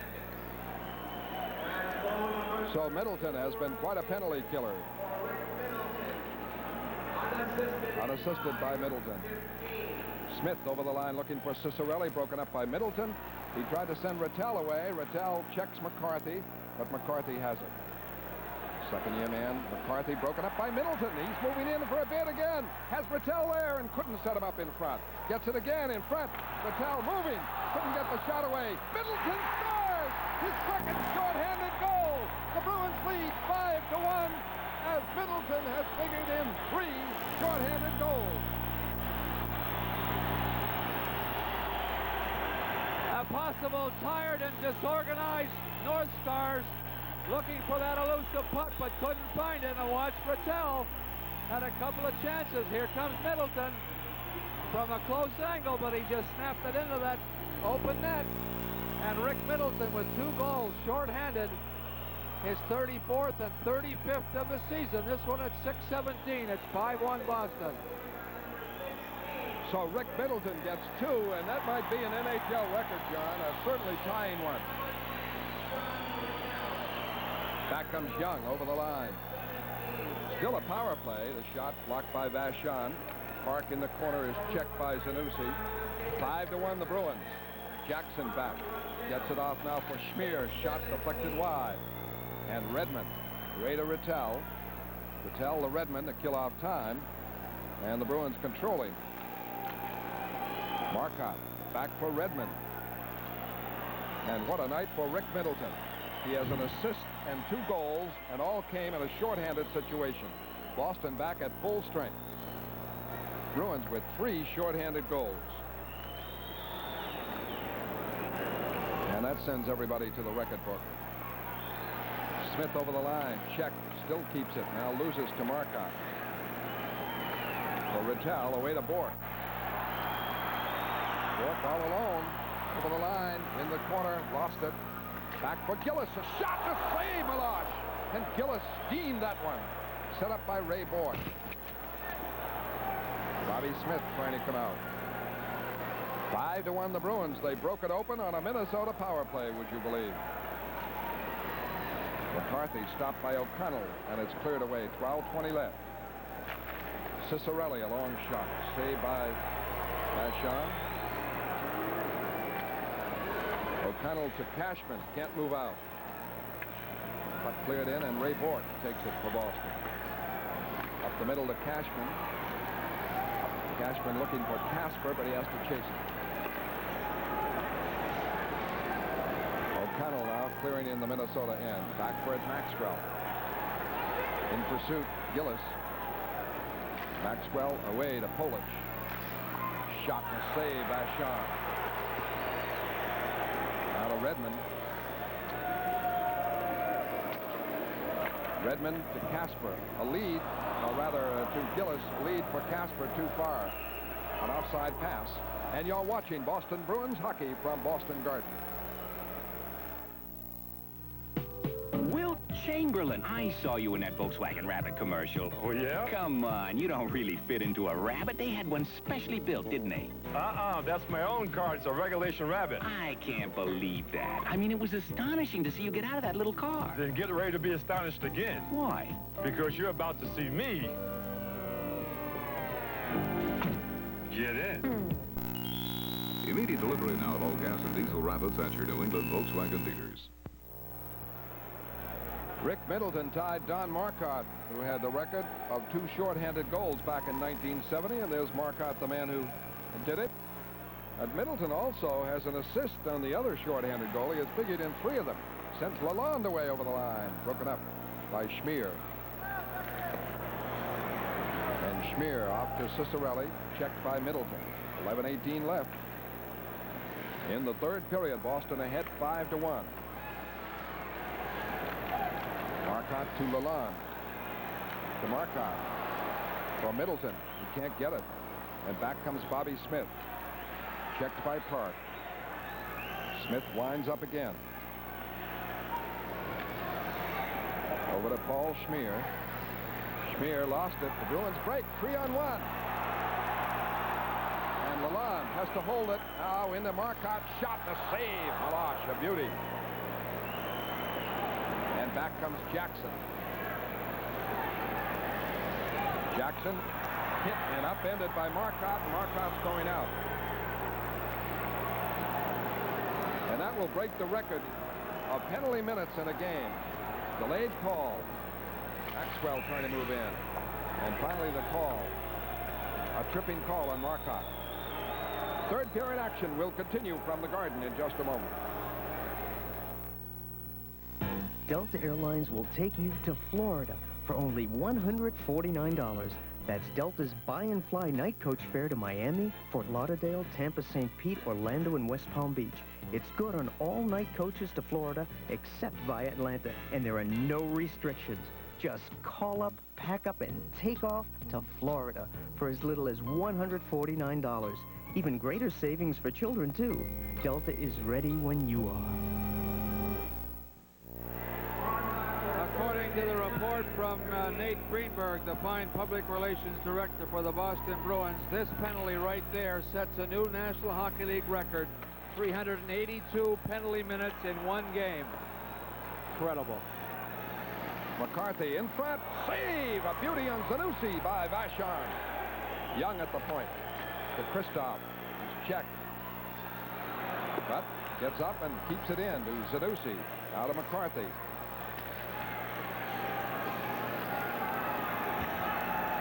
Off for Kristoff. And back at the point, it was missed by Maxwell, so he has to chase it. Foster is after him. Foster and Rattel, the penalty killers. And Rattel gets it to Foster, and they kill off the clock, moving it back to O'Connell. O'Connell able to clear it. 1:10 left on the Minnesota power play. 9:30 left in the game. The Bruins lead 5-1, breaking it open with 2 shorthanded goals by Rick Middleton, tying Don Marcotte's record.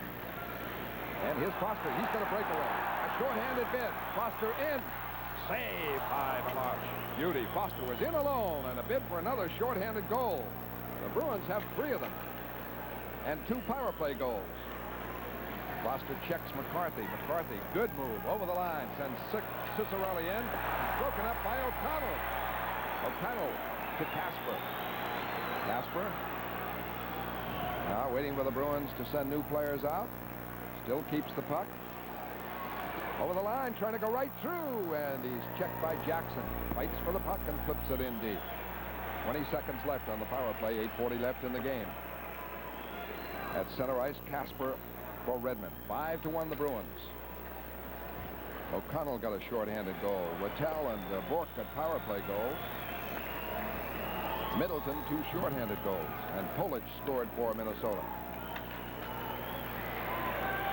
Puck cleared in wide of Vachon, who blocks it. Around the boards to Redmond, up the boards to Marcotte. Marcotte able to clear. And the penalty is up. And this will be icing. 8:08 left in the game. Don't forget to stay tuned after tonight's Bruins North Stars action for the latest in world and national news on Independent Network News. That's tonight, following Boston Bruins hockey here on TV 38. Goal scorers in the hockey game: O'Connell, Rattel, Bork, Middleton with 2 in that order. Polish scored 6:31 of the second period to make it 2-1 Boston, but that was short-lived as Bork scored at 9:13. Save on Maxwell by Vachon. Right point shot. Cashman in the corner digging. Park. That'll be a weary Brad Park. 2 games in a row in the corner. Going to set up Lalonde and move it out.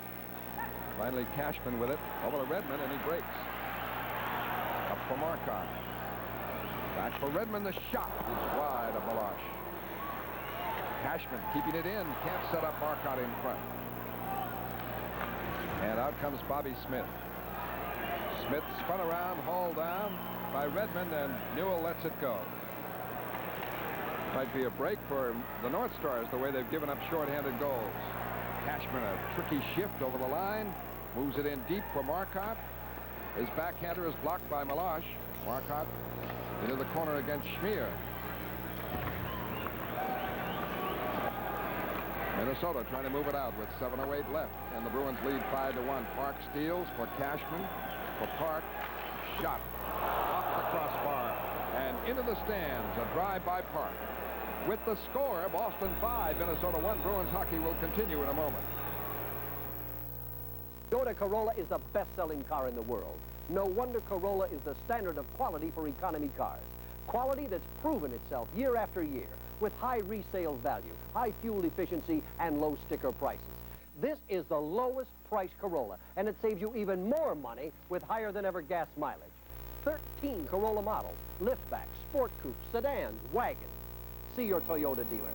You'll see, when it comes to economy cars, we wrote the book on quality. Rick Middleton, 2 goals and an assist, all in a shorthanded situation tonight for the Bruins. Last year, his best year, he had 40 goals. He's got 35 now. Mike Gillis for Boston. Mike O'Connell to Rattel. Looking for Gillis.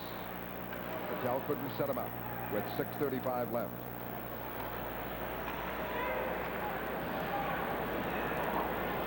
Jackson with it. 382 penalty minutes, a new NHL record. Gillis to Foster. And the play offside at the Minnesota blue line. And Rick Middleton in the last 8 games has 11 points. 12 points, rather. 7 goals, 5 assists. And since coming to Boston, his first year he had 20 goals, his second 25, his third 38, his 4th year, last year he had 40. And Rick Middleton on his way to breaking that. He scores on the power play, but he's scoring shorthanded also.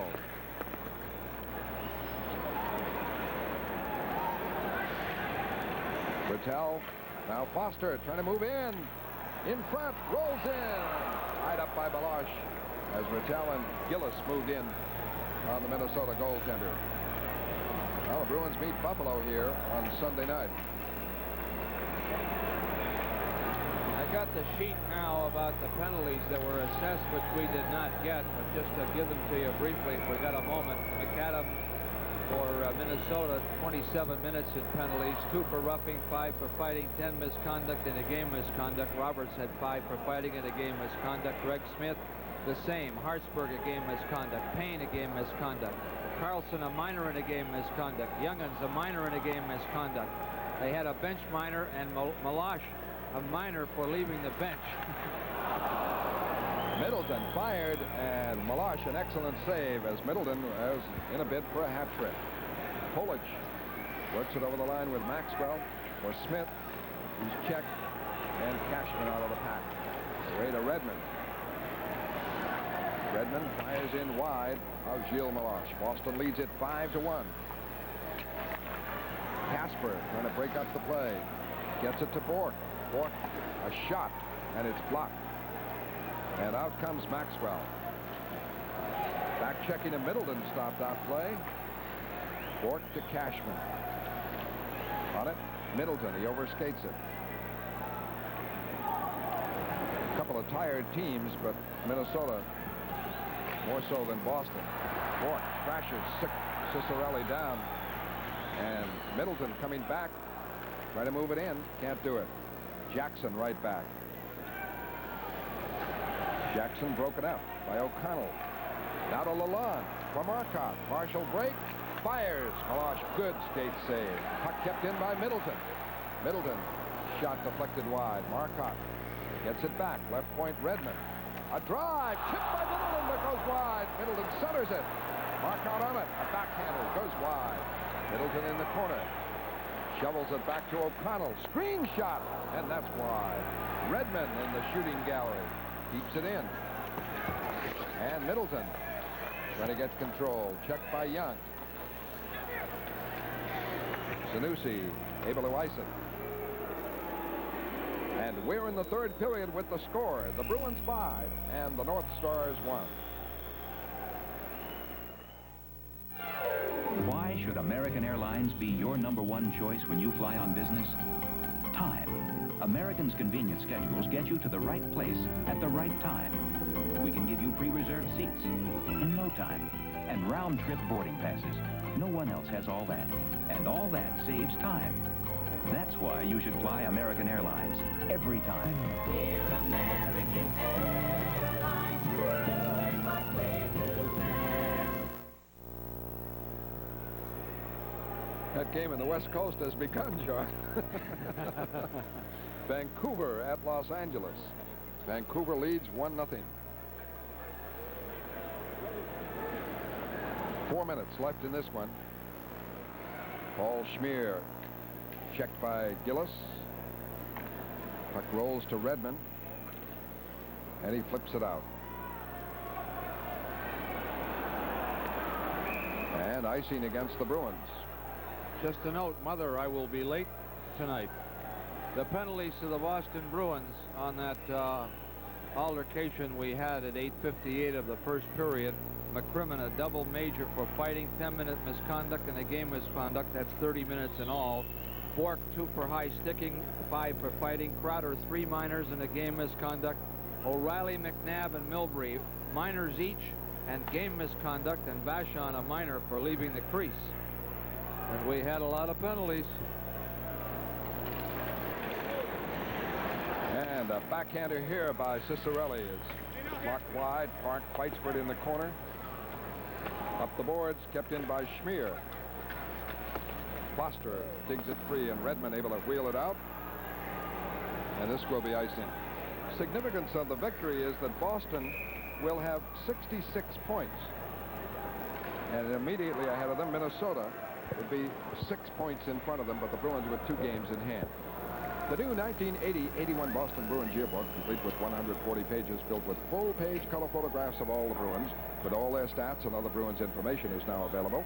To get your copy of this year's Boston Bruins yearbook, send $3.75 and check a money order. Boston Bruins yearbook, P.O. Box 8725, Boston, Mass. 02114. The draw to Bork. Middleton, who has been a bright star, breaks out with Bork and Cashman. Here's Middleton trying to cut in. Gets by McCarthy into the corner. Behind the net to Cashman. And McCarthy starts it out. Tom McCarthy into center ice. Trying to go all the way. He's broken up. And the puck to Mike O'Connell. O'Connell out with Bork. Off for Bork. And the play broken up. Kristoff starts it out. Pass batted in by Zanussi, rolls to Vachon, who passes up center ice to Middleton. Middleton to Cashman is offside. 2:37 left. And we never did get the attendance, but yes it is. 12,983. As we look at Rick Middleton, 2 shorthanded goals in the same shift, and an assist on a shorthanded goal by O'Connell. All-star. He and Bork honored before the game. Schmier able to keep it in now to Bobby Smith. Pass in front, blocked. Cicerelli, a backhander, and Vachon holds the post.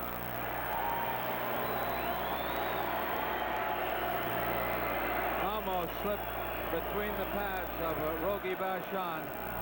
And here's the play developing. Cicerelli in front with a backhander, and he's had a rough evening. He's been bounced from one place to another, crashing into the boards on several occasions, but very tired players who have had to double shift due to the fact that there are 7 North Stars in the dressing room and 5 Bruins. The draw to Cicerelli, the shot, and Vachon again, the save. Face off again to the right of Vachon. There's a face-off won by Bobby Smith. Cicerelli comes around from the wing. He's on his offside wing, so that gives him an advantage when he gets into position. He has more of a net to shoot at. Got a good shot away.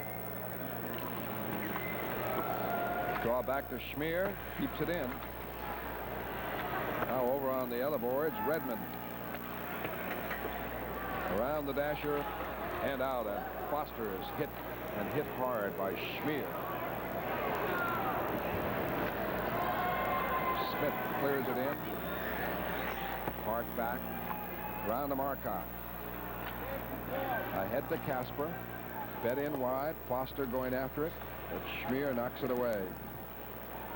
Polic gets it out to Bobby Smith. Smith is broken up. And the play offside. Let's pause 10 seconds. 5 seconds for station identification. This is the Boston Bruins Television Network. This is TV 38, WSBK-TV, Boston. Vancouver now leading Los Angeles first period 3-0.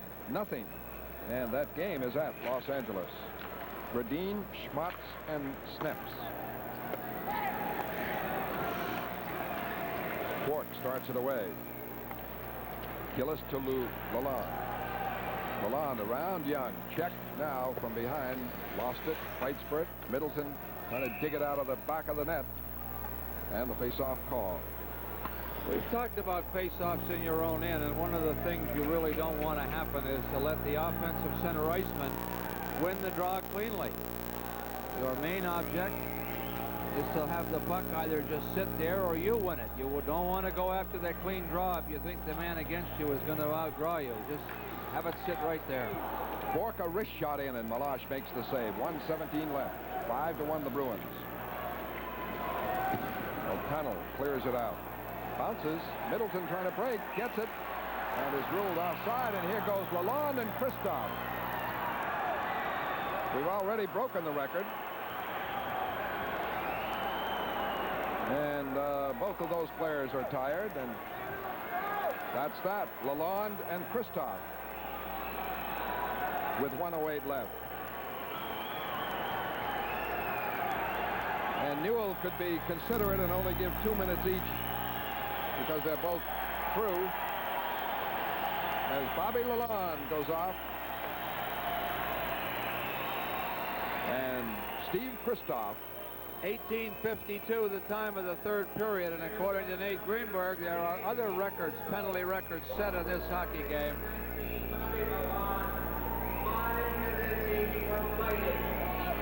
That's 394 minutes.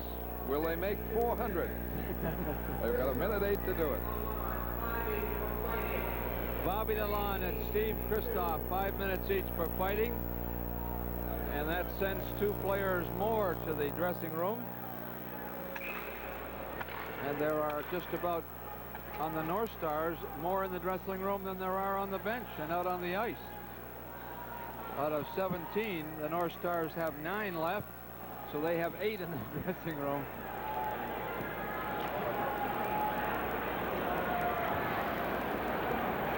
Jackson starts back for Minnesota. Check. Minnesota able to keep it in, though. Smith takes a hit from Gillis. Middleton works it outside the line. 5-1 the Bruins. Only goal by Polic. His Gillis trying to steal. Almost did. Young just got him. Gillis bats it in. O'Connell going after it. Can't get it. Taken over by Jackson. Now to Polic. Beautiful left-hand save by Vachon. The puck is iced by the Bruins. And there are 22 seconds left. The scoring of Connell, a shorthanded goal from Middleton in the first period. Rattel, a power play goal. Polish made it 2-1. And Bork, a power play goal. In the third period, Rick Middleton, same shift, 34th, 35th of the year. 2 shorthanded goals. Ties John Marquardt's record set in 1970. And that's the scoring in the game. 5-1 the Bruins. Pittsburgh, Washington. Greg Malone, 2 goals for Pittsburgh. Lonsbury, Anderson, Keogh, Thompson, and Carlisle the others. 2 by Gardner, 2 by Pronovo, and 1 by Lofthouse. 7-5 in that one. The draw, 20 seconds left. Maxwell's shot blocked. Rattel able to slide it to the Minnesota zone. Now Park takes over. 7 seconds left, and he just goes slowly back near Vachon. And that will do it. The game is over. A strong goaltending performance by Rogie Vachon. A brilliant effort, particularly shorthanded by Middleton. Key plays by Mike O'Connell. Lots of fights to set a record, unofficially 394 minutes. And that is the game. And the final score, Boston 5 and Minnesota 1. Bruins hockey will continue in just a moment.